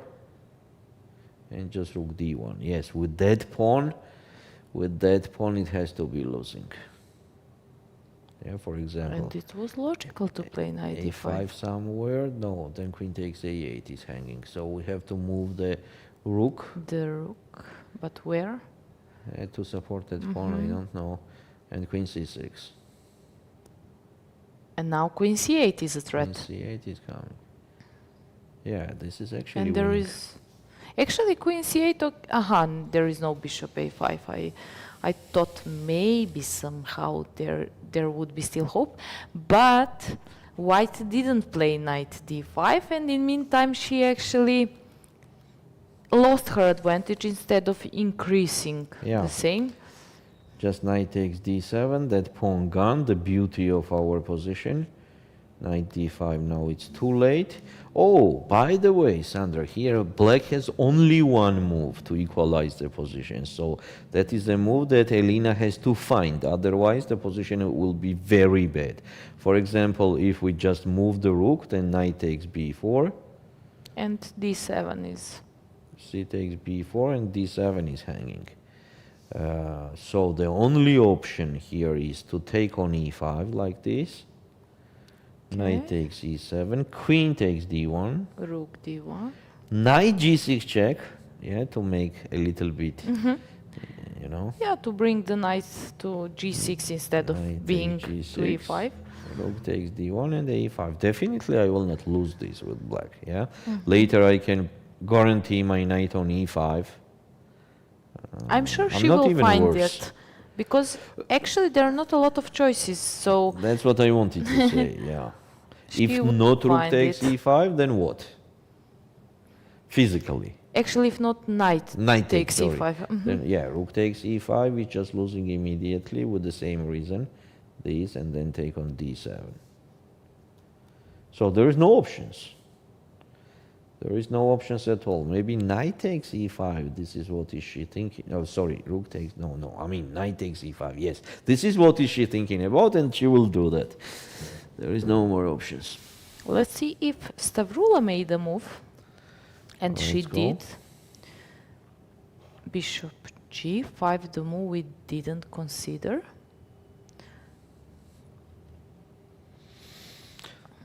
Okay, what about just taking on f3?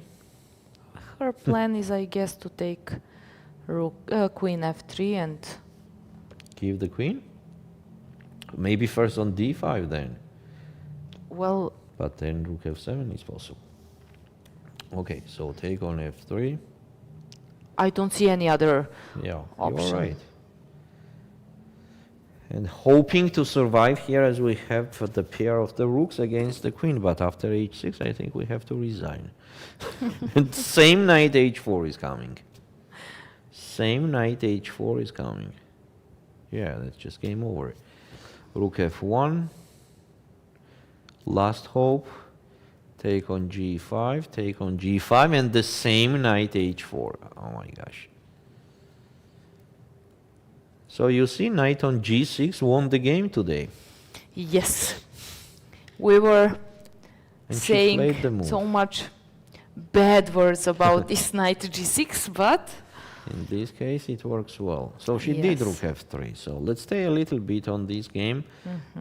What she will do here.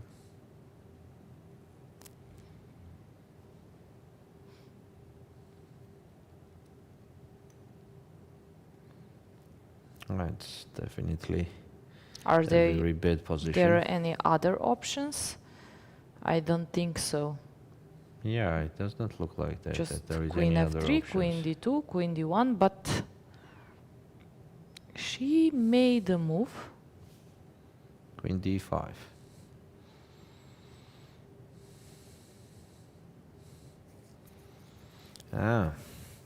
She is provoking that rook f1, that after rook a f1 she is still in the game. No, first h5, even better.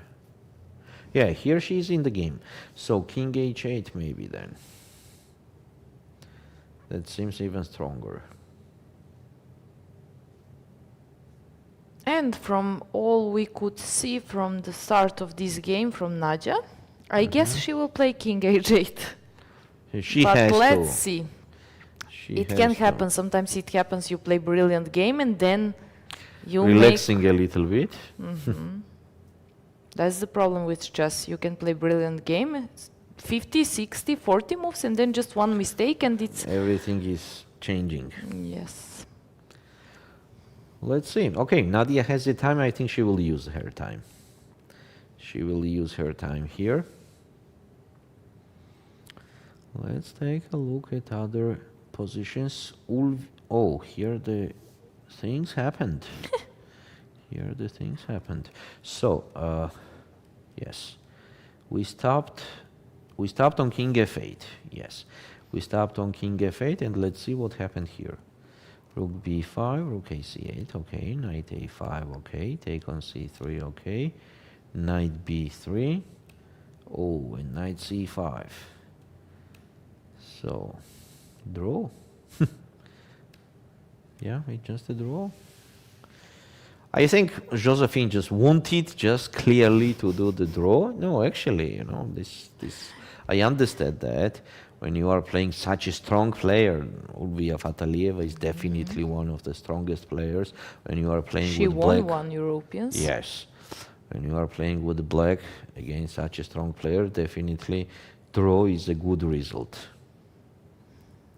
And I think it's the mission is done. The target is reached. Bishop b3. Now we have to be a little bit careful, putting the knight on d7, attacking the b6 pawn, a5, and then king e7. That's gonna be enough for draw. Yes, that's gonna be enough. Okay, let's take king h8. Nadia played. King h8, right? Yes. No, Nadia is doing the excellent game today. No, it is brilliant. It is one of the best games we saw from the beginning of the championship. Of course, we are looking forward to see more games like this till the end of the tournament, but And about what this did game Stavroula today, we did? can see Stavroula's face, and I think she took on f3. Okay, king takes and then h6. After h6, that's a big problem. h6 is just game over. I mean, we have no options at all after h6. That knight h4 is coming anyway. Yeah, that's the last move that Nadia has to play, h6. Also, on the same time, knight e5 is very, how to say it, that you want to play, you know, the move that you want to play. And the best option for white on knight e5 is king e4. Definitely it's going to be winning here, actually. Knight e5 is also winning, as on king g2 there is very strong queen b7 check. We are sacrificing the bishop, and after queen f3 just winning the game. The rook. So king That's g1 why I wanted to be mention. done, and queen takes e2, knight f3 unstoppable. Maybe she will play knight e5 as it is in her mood. You know, Yes. h6 is easily Yes. winning, but knight e5 is a move that that actually I love to see in this game, by the way. No h6 today. Knight e5, only ahead, only attacking and being aggressive. Okay, let's wait for her. I think she will not spend too much time here, because actually the things are quite clear. The worst thing for Stavroula is that even king g8 is winning, completely winning, you know. Even Just giving king g8. time for rook somewhere and to try to consolidate, it doesn't work. So Yeah. if it's also over after king g8, then it's... I just want to see knight e5, you know. In this game I want to see knight e5. Otherwise, there is nothing to even analyze in this game I anymore. like h6. Like, you play so aggressive and suddenly you play this calm move h6, which is actually winning the game. Look at her, how upset is she? Oh my God, I understand her, but She is now. She is thinking like, if Look I at won her. yesterday, I would not play against Nadia. Yeah. I would play against someone else. I would have 2 out of 2. It would be completely different. yeah. I feel so bad looking Look at at her. Stavroula at this point. Yeah. That's a great disappointment, the very big disappointment. And stressing. This is stressing, but okay, the sportsmanship means that you have to be ready for such a kind of things. Good Always. news is that it's a long tournament, 11 Yes, rounds. that's a good so news for her, yes. it's That's- bad, but it's not big deal. I mean, it's bad for a player who wants to win Europeans, and I'm sure that Stavroula has these expectations, and she should, with her knowledge and all success she had through her chess career. So Few more seconds. I'm repeating that I just want to see knight e5 in this game. Otherwise, any of the moves, almost any of the moves, is winning for black. Yeah, okay. Actually, we can take a look at that a bit later.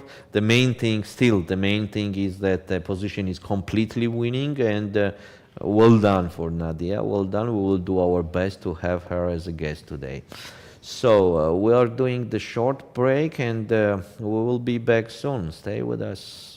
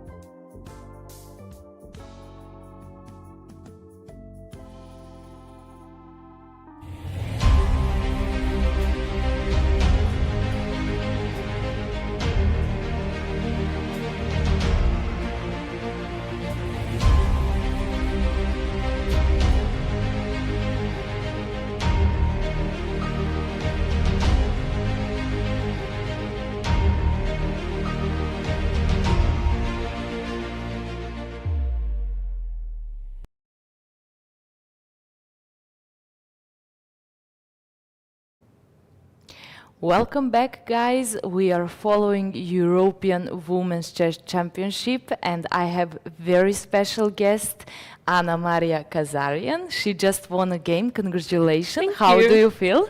Oh, I'm very happy. I mean, it's the best start I could have think of, so I'm very happy. Yes, 3 out of 3, really great beginning of the tournament. And we followed your game, so we will go together through your game a bit later. I want to ask you a few things. I wasn't sure how I should introduce you, like a streamer, commentator, either chess player. So what do you prefer? Oh yeah, good question. It's funny to be back at the commentator's desk, but this time as a player. Yes. So it means I'm doing good. What do you prefer? I guess a player. I'd rather be a player, yeah. I mean, it's where my heart is at chess, but I like to do other things at the same time, streaming, commentating, it's very fun. But everything is connected with chess, exactly, yes. So you are FIDE master on this list, but actually something happened in meantime. Recently you took your last women grandmaster norm, and there is a bit, I would say, funny story. So if you can tell us more about that. Yeah, so for my last norm, I was doing really well in the Dutch league, and I knew that I had to play one more game, and I just need to show up to the game and play a title player, and then I would fulfill all the requirements for the last norm. So that was actually during the European Individual Championship where I was commentating. So Yes, in the middle of the tournament, I had to leave and go back, play this one game, and come back to continue commentating. And by simply showing up, I achieved the norm. So it was quite special. It's a huge success, and you did it well on both sides. As I was following a broadcast, which you did on Europeans, so I was waiting every afternoon to follow the broadcast. But actually, I didn't know for that story. I just heard somehow that you earned the last norm, but I was wondering how and what happened. And it's good that now you're here and we all can hear. This is very actually motivating, as we all are struggling, chess players actually. You have to do a lot of things, not just chess, and sometimes you would like to have more time just for chess or for certain things, but you are showing us that it's possible, everything is possible, to be here and there at the same time.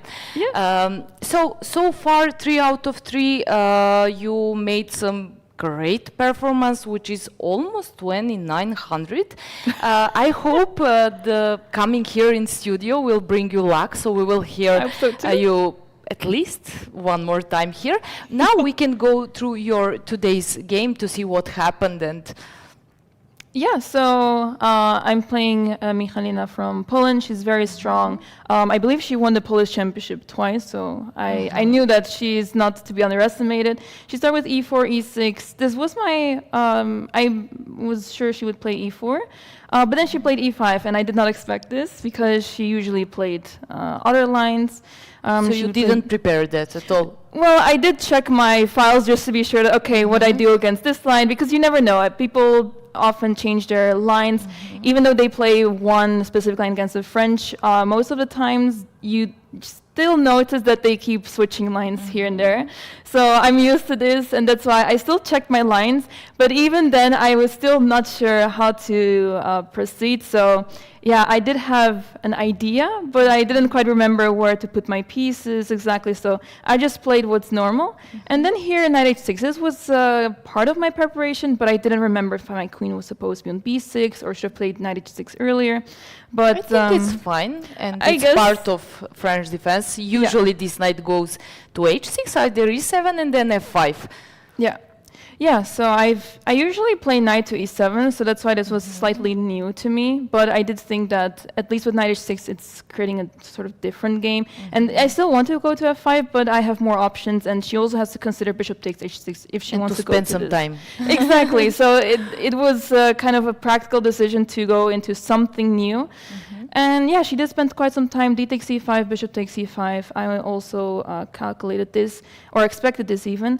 And here I was thinking, where do I put my bishop? Because I really want to play bishop e7 or bishop f8, but I'm not sure which one is better to play, because what I need to keep in mind is that she can always take on h6, and then I need to be ready to place my bishop on g7. So then I was thinking, if I play bishop to e7, I did play bishop e7 eventually. You see, it was perfect. It was perfect, but she I wasn't likes entirely it. sure. But I thought if she doesn't take and I play bishop f8 and she plays another move, then I have to play bishop e7 later back at some point. So I thought, I think it's better if I provoke her to play bishop takes h6 here. And if she doesn't, then we get what happens in the game. I get an active piece. So I was very happy about this. But okay, bishop f4. And here I spent actually a lot of time because I was hesitating so much. I was so tempted to play g5 here because the idea is that you want to capture this pawn on e5. And either if queen bishop goes to c7. g3?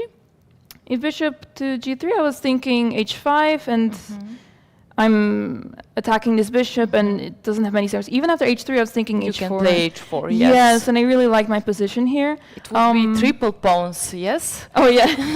Yeah, like this. That's funny. Yeah, and because this pawn is pinned, it's amazing position. So, yeah, that's why I really like this. But I wasn't sure if she simply takes, and my position would be too open. This king on e8, yeah, I mean, it's hard to play long castle. Ideally, I play long castle, but then this pawn is weak. So I thought this is maybe a bit too much. I don't have an attack on the king side so easily. And it looks like it is. So it's better that you didn't play g5. Yeah, I mean, this is why I spent, like over 20 minutes, because I was so sure I have to do something here concrete. But then I settled for f6. I thought, okay, let's play simple chess. Don't Your overcomplicate tournament things. goes great. Don't mess up by yourself. Yeah. Give your opponent chance to do something. Exactly. So this was my idea. I still wasn't sure if this was the right way because takes 6, and she does have the square e5 for her pieces. No, knight e5 was played. But then I thought, I think I can get the square back because this knight on a3 is out of the game, and she doesn't have such easy play here. So takes short castle, bishop f3. I wasn't sure what the idea was behind this move. Maybe she was preventing knight e4. Maybe just to improve a piece. I guess, yeah. I didn't expect this. But yeah, What it's hard did you to find. expect? Like knight c2? Yeah, or I what? guess. Yeah, This knight trying has to- to find the right way and square to be improved. Yeah, I mean, it's difficult because ideally you want to play f4, but that pawn is pinned right now. So, yeah, it's hard to find a good move here, but I guess you would like to improve that knight somehow, knight c2, maybe knight e3, and knight d4. But black's idea, I think, is simpler. You just try to play bishop d6 to get the square e5 back. And c-file, rook c8 at some point, Yeah, make pressure exactly. on c3.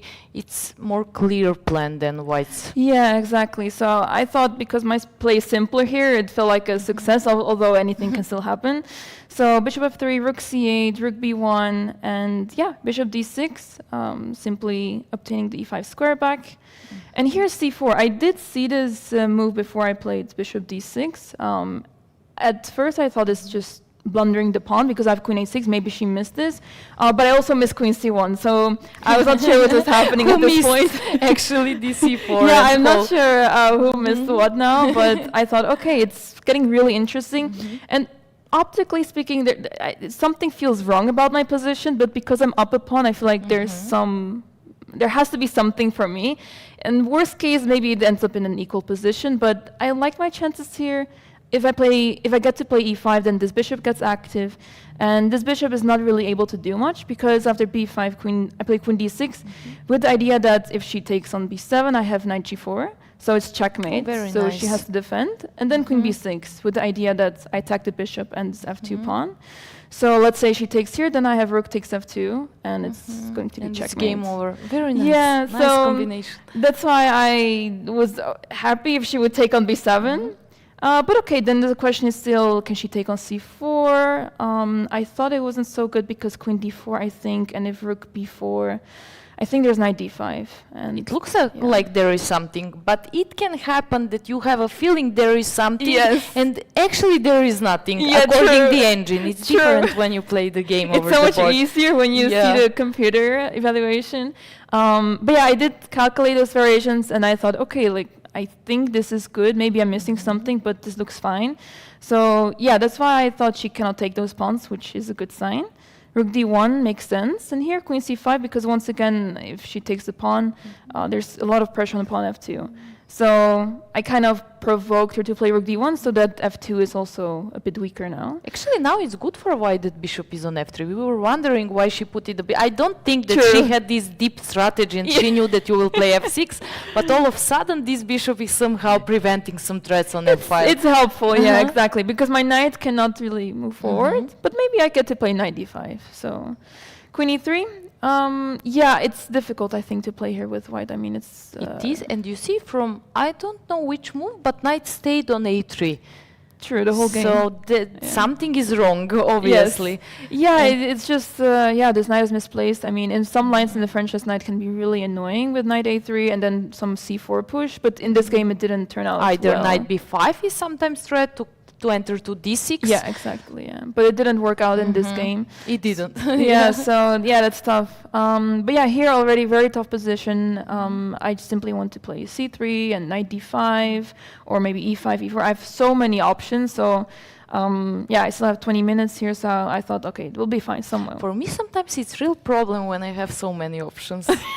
Because you're spending a lot of time, and if you're type of player who likes to play like very good game, then you will search for those tiny differences. You will spend your time, you will enter to time trouble, and in one move you will ruin anything. Yeah. But okay, obviously for you that wasn't a problem. Well, I was still hesitating a lot where to put my queen, because I knew that there's something good about my position, but I don't want to give her a chance. So I try to minimize the chances that she can have. So I think that helped, because now she played queen e3, and here I thought, okay, we're in an endgame. I'm still up a pawn, and yeah, she has to be worried about this pawn now, because I'm suddenly threatening c2.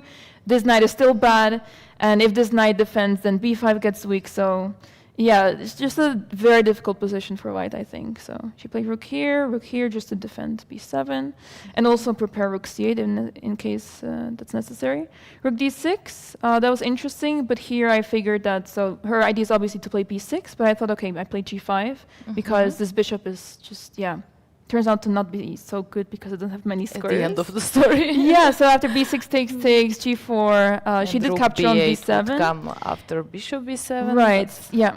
Yeah, so bishop takes rook b8, and that would win the piece. I was thinking that maybe her best try is to play bishop e2 here, where I was thinking knight d5, let's say rook goes, because rook b3 I have bishop a4, so that's nice. But I thought if rook b1 take and then rook b3, if I play rook c8 to defend this pawn, then she has king f2, and she wins g4. So I thought, okay, I still have to figure out how to win this exactly, because this pawn is nice, but if I cannot make progress with it, I'm not sure if I can still win this. It can be very tricky. Yeah, exactly. So I was seeing this line, I thought, okay, I still have to work things out. But when she took on b7, I thought, okay, she's just losing the piece here by force. Yeah, I just take this, and then the rest was pretty, yeah, self-explanatory, I think. Wow. I mean, I'm so impressed with your analysis, to Really? be honest. But I'm not saying this just because you are our guest and I should say something. Really, I'm very impressed. Oh, thank you. You calculated so many things. Everything was clear. You had clear plan. You chose, everything was perfect. So congratulations. Thank you so For much. me, it seems like you're in great shape, and you know there are tournaments where our brain actually we say, okay, my brain works perfect. You see something, everything is clear. It works fast and without any problems, and that's my impression. So I think you will continue this tournament in very good way. What are your ambitions here? You have 3 out of 3. I will not ask you if you accepted this, if you were expecting this, sorry, because we always think about that and somehow we want to have great start. But what are your ambitions till the end of the tournament with this start? Yeah, it's actually interesting because, yeah, going into the tournament, I didn't expect much because anything can happen. It's a big Swiss. Every game is so crucial, and even the lower players are very strong. You cannot underestimate anyone here. So yeah, I mean, I never imagined going 3 out of 3, so it's a bit new to me. But yeah, I think also what I said before the tournament to my viewers, I don't really want to look at the results. I just want to play good chess, and we'll see what happens. And we take it one by one. I mean, obviously, it helps a lot to have good results. But yeah, I just want to have fun and play the best chess. And well, if my opponent plays good or even better chess, then it's so fine. Just life. It's exactly. Fine. Yeah, so I try to play my best chess, and yeah, I guess also since achieving the WGM title, I feel less pressure to perform because now it doesn't really matter the rating and everything because okay, if I play really well, then okay, I can achieve IM like this, but I don't mind taking my time for the IM title. So yeah, Perfect. I just take it one by one. Okay, I wish you best of luck in one by one. Thank you. And hopefully I will see you here again once I hope again. so too. It would be Thank nice. you so much. Thank you brought you. some very nice energy to our studio. Thank you so much. Thank you very much. Guys, we will have a short break and see you soon.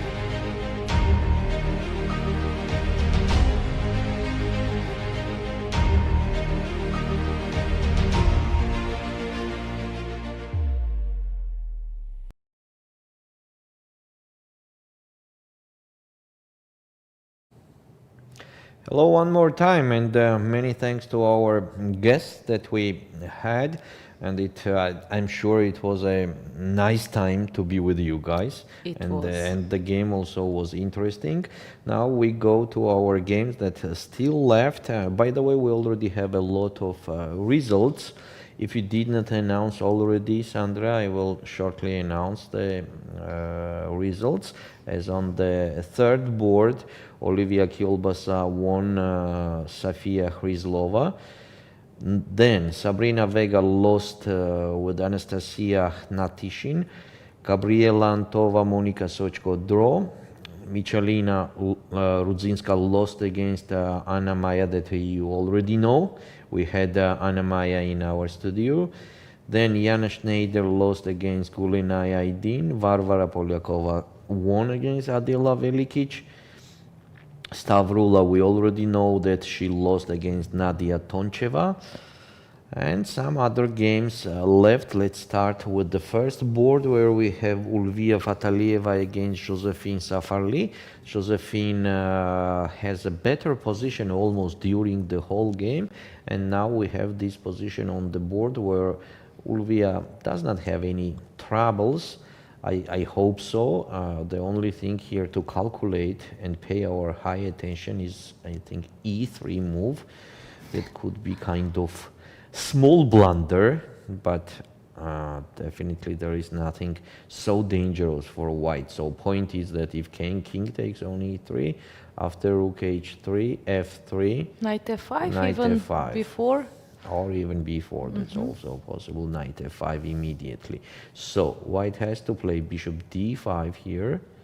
Rook takes F2, E takes F2 does not make any big sense because of bishop takes B7. Knight takes B7, A6, rook H8, sorry. Now A takes B7 could be a little bit problematic after rook B8. But since I think white can reach the draw, for example, rook G4, G6, rook C4 back, rook takes B7, and rook C6 to stay like this.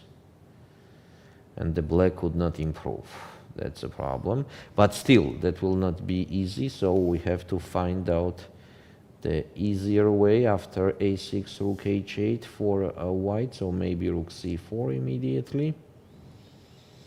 And something like king D6. And then take on B7. Rook B8 and rook C7. That seems more promising for white, so maybe rook B8 immediately here for black, but in that case white is just winning the game, as after rook A8, rook C7, and we're gaining the knight. So let's see if if Josephine plays E3. Of course she has another options also. The simplest thing is rook H3. As if bishop goes somewhere, then we want to play rook A3. So maybe rook B4 is the best option for white, and then just play F5. A6, B takes A6, B7, and just take that also. But that's not the best option for black to be, anyway, to be piece down, and later play rook and the bishop against the rook. So the best move seems here still E3. She just made And a she move, did E3. E3, yes.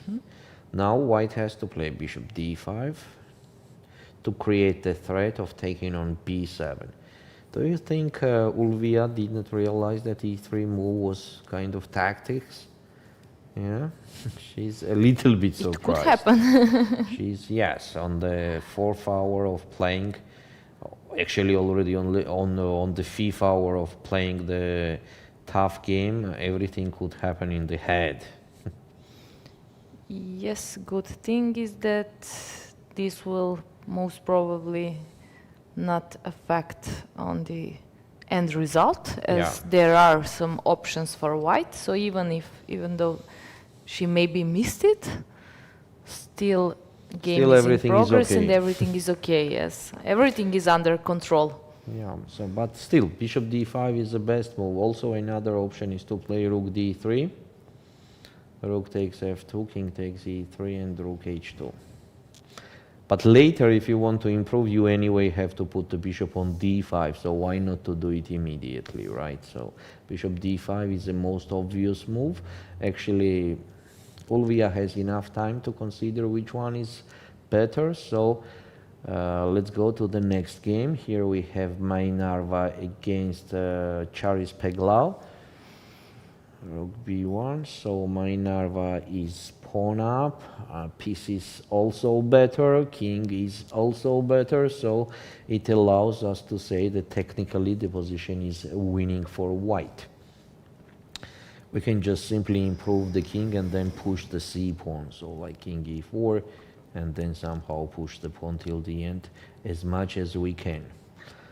Let's go to the board number 9, where we have, no, the game is over there already. It was in progress, but now it's already over. Elmira Mirzoeva won against Polina Kobak. And board number 11, Anastasia Avramidou, Lela Javakhishvili. Draw. Black is pawn down, but it's just a simple draw. We see that nothing special could happen here. This is even the draw, even without the f6 pawn. If you know well that theoretical endgame, but with f6 pawn, it is just a dead draw. So there is nothing to analyze in this position. Next, we have Alicia Slivicka against Anna Ushenina. Here the things are a little bit more complicated compared to other games. This is a position, the material is equal, but black stays more active. The only problem that the black has is that the white does not have any weakness, and they are passive, but that could be enough to do the draw. So how to improve the position? That's a question, how to improve the position. Because if you push d4 to try then to it will enter be with a king king. d3 everywhere. And that's And it. it blocks the bishop. And so later h3, I also have the counterplay. It's not like I stay without counterplay. I have h3, g4 everywhere. If black push c5, then I think I will also push h3. Yeah, actually the position is very close to draw. I just mentioned that the white has an excellent counterplay connected to h3, g4, and they are simplifying the position too much for making the draw. Next, whom we have here in progress, let's take a quick look. Yeah, actually on the top boards, no games are in progress. So let's go back to the first board where Ulviyya played bishop d5. Now it is black to move to decide how to take on f2 with the rook, which is also possible, by the way. Rook takes f2. We were considering pawn takes, but rook takes f2 is also okay, and then just play quietly rook b2. Rook a4 is kind of forced if we want to create some troubles for black there. something. Something, yes. Then rook b5, bishop takes b7, knight takes b7, Yeah, she took with the rook and a6. on f2. We could see on the screen. Knight And c5. Ulviyya will take king e3, and now the question is if she will play rook b2, and she did it. She played just rook played. b2, Yes. Yeah, it Yes. seems like draw. immediate draw. Yes, we actually mentioned that when Josephine has a chance to simplify the position, to make it super solid and super clear, she's using the chances. So, Today. Yes, today she's using her chances, as with black colors against such a strong player as Ulviyya. Draw is a good result. I think with anybody is a good result. Draw with the black colors against Ulviyya in this tournament. I agree. I would accept it immediately. So after rook b2, what else could we arrange for white?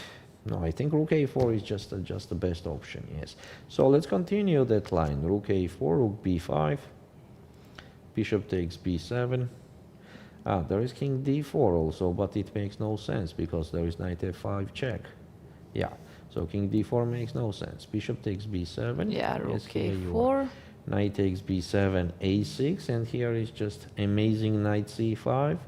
On a7, just knight takes a4, a8 queen. Really? Rook e5 check. Rook e5 check not necessary, but still we can do that, and knight takes b6. And they support everything. Wow. So queen a3 Knight check. d7 if Yeah. queen a7 Knight or d7, and that's it. So even without that knight, it's just a simple draw, right? But Right. with the knight on the board, it's just a dead draw. Okay. I'm sure here will be another options also more than knight c5. and For she has example, time, 21 minutes. So she will. For example, rook b3 check. In case of king d4, I will just capture here. And on a7, I have rook d6 check and then go down. So I can just start doing checks here, and since the white king goes to the d file that I have later, rook b6 and rook d6 check, I'm good. Now Josephine is thinking, she has an options. Actually, rook b5 is not the move which is necessary to do. Yeah, black just could push the pawn, g5. That was my question, which I Yeah, didn't why not? ask, but Why not? Why not? what's happening if I just ignore situation there and I Well, play she will g5, capture bishop here. b7, take? Capture a6. And the pawn on g5, it's very difficult to say that doing anything good for black. That's the only thing, nothing else. And the same knight c5, a7, knight takes a4, a8 queen, and knight takes b6. The problem is queen a3 is not gaining the rook, as after king e6, take here, there will be the tricky knight in Brilliant the end. geometry. The Troy knight. Or there was horse. It was not knight, it was horse. So, we can say that this position is a dead draw already. Mai Narva is completely winning. As we said, she improved the king. And now look at the pieces. All white's pieces are dominating on the black's pieces, and on the same time, white is pawn up. So here everything is also clear. Lela Javakhishvili with black still playing this position. Anastasia Avramidou is trying to create something, and we understood that, of course, she is pawn up and she wants to try. She wants to try, but the position still is a dead draw. So king f6, for example, king f5, rook takes h5, king takes f6, and rook a5. Like in the old sweet times and the old books. And Haverbach. long side for check. Lela is quite strong in theoretical endgames, so it will not be a problem for her to reach this position and to be sure that is draw, because to calculate that position till the end is just impossible. You just have to know that theory. More than king h6, she could play king f8, which also makes sense, by the way. King f8 and the white could not improve. Black is just staying, so maybe even king f8 is a simple solution of this That would position. be my choice. King Yeah, f8. why not? Just to be safe, yeah, to be safe. To don't look at the long sides and so on. Yes. Yeah, so that will be draw. That will be draw for sure. What next here? Slivichka against Ushenina. So c5, yes. h3, yes, well, we are considering that. Bishop c7, yes. White is thinking, but white can simply play g4, which guarantees the draw. It actually guarantees the draw. Should we go to board number 17? 17. Yes, there is an interesting 7-0? pair. Yes. Olga Vadelka against Alexandra Zhereptsova. Yes, Alexandra, who made the draw yesterday against Some good Stavroula. player. Yes, That against was Stavroula. the long game. Yeah, by the And- way, Alexandra here is also very good. I mean, the clear advantage is rook c2. It seems kind of very obvious. Rook c2 entering with another rook on the second rank with a huge advantage. With the huge advantage. And the only move for white here is how white should King g1. try to survive. King g1, bishop f1. Yes, and bishop f1, but rook c1.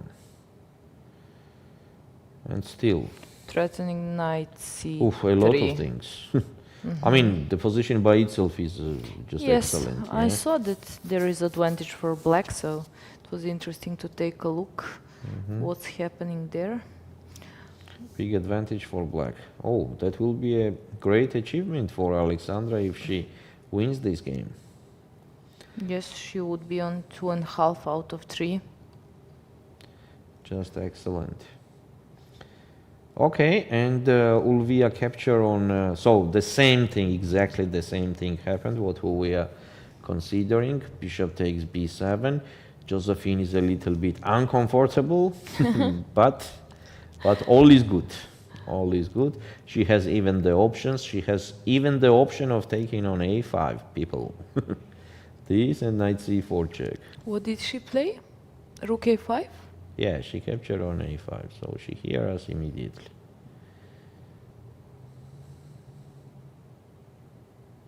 Yeah, so king d4, knight takes a5, bishop d5, king d6, bishop takes f7.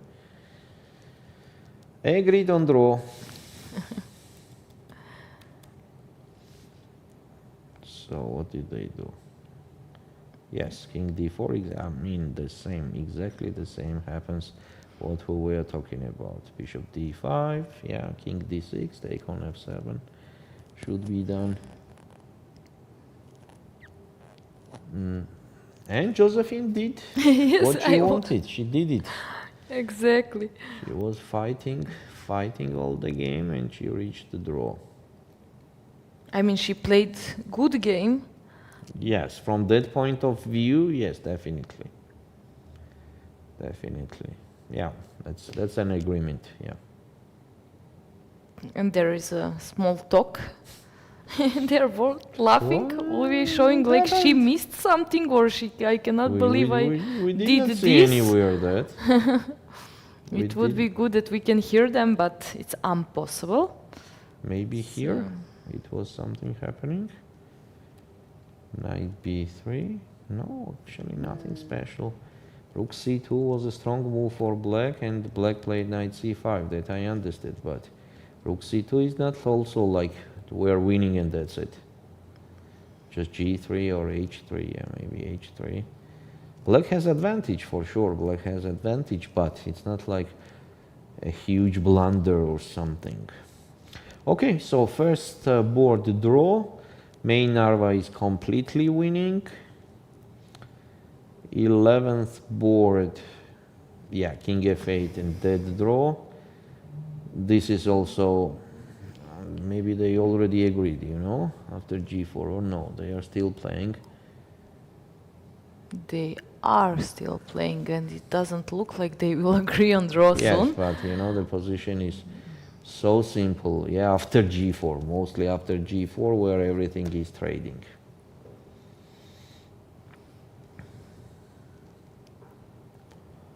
Yeah, it seems like dead draw also. Anyway, next. What we have next here?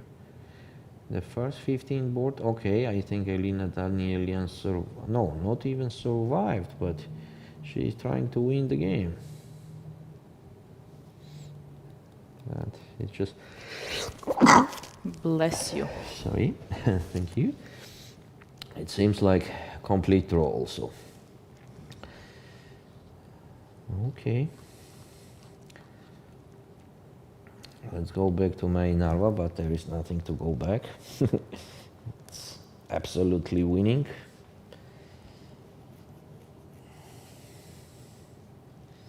Yeah, absolutely winning for Mai Narva. I think Lela Javakhishvili will agree on draw soon. The same is Alicia Slivichka with Anna Ushenina.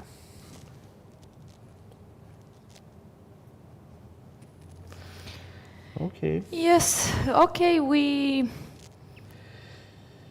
will continue a little bit in this game, as we see f takes g4 was happened and h takes g4, but it's not changing much, as the position is simplifying too much. One option is to play h4,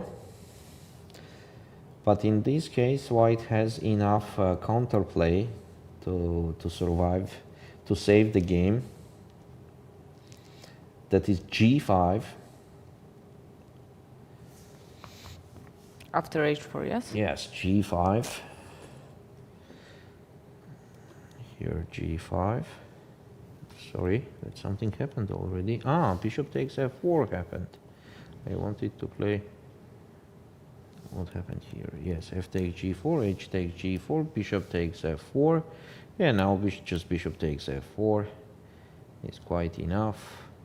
And take on h5, rook h4 is necessary to stay from the behind, and after rook g5 we can play 1,000 moves, but nothing gonna change with that. Yes, so this position also becomes to draw. So let's take a look at Lela Javakhishvili, where Avramidou is thinking, trying to find some chances, but there is nothing to find. That's a dead draw. Yeah, Lela chose king f8 and... Yeah. It was, anyway, it was quite day. Yes. It was not anything very aggressive happening during the whole day. So we hope the next, but how to say that? Because every next day and next game, the players will be more prepared, feeling more responsibility, more focus. So I think we have to be okay with that quiet games, you know, the tough games. So I think for today we can end up our broadcasting, and thank you very much for watching. Thank you, Sandra, to be here with us, and see you tomorrow. Thank you. See you tomorrow.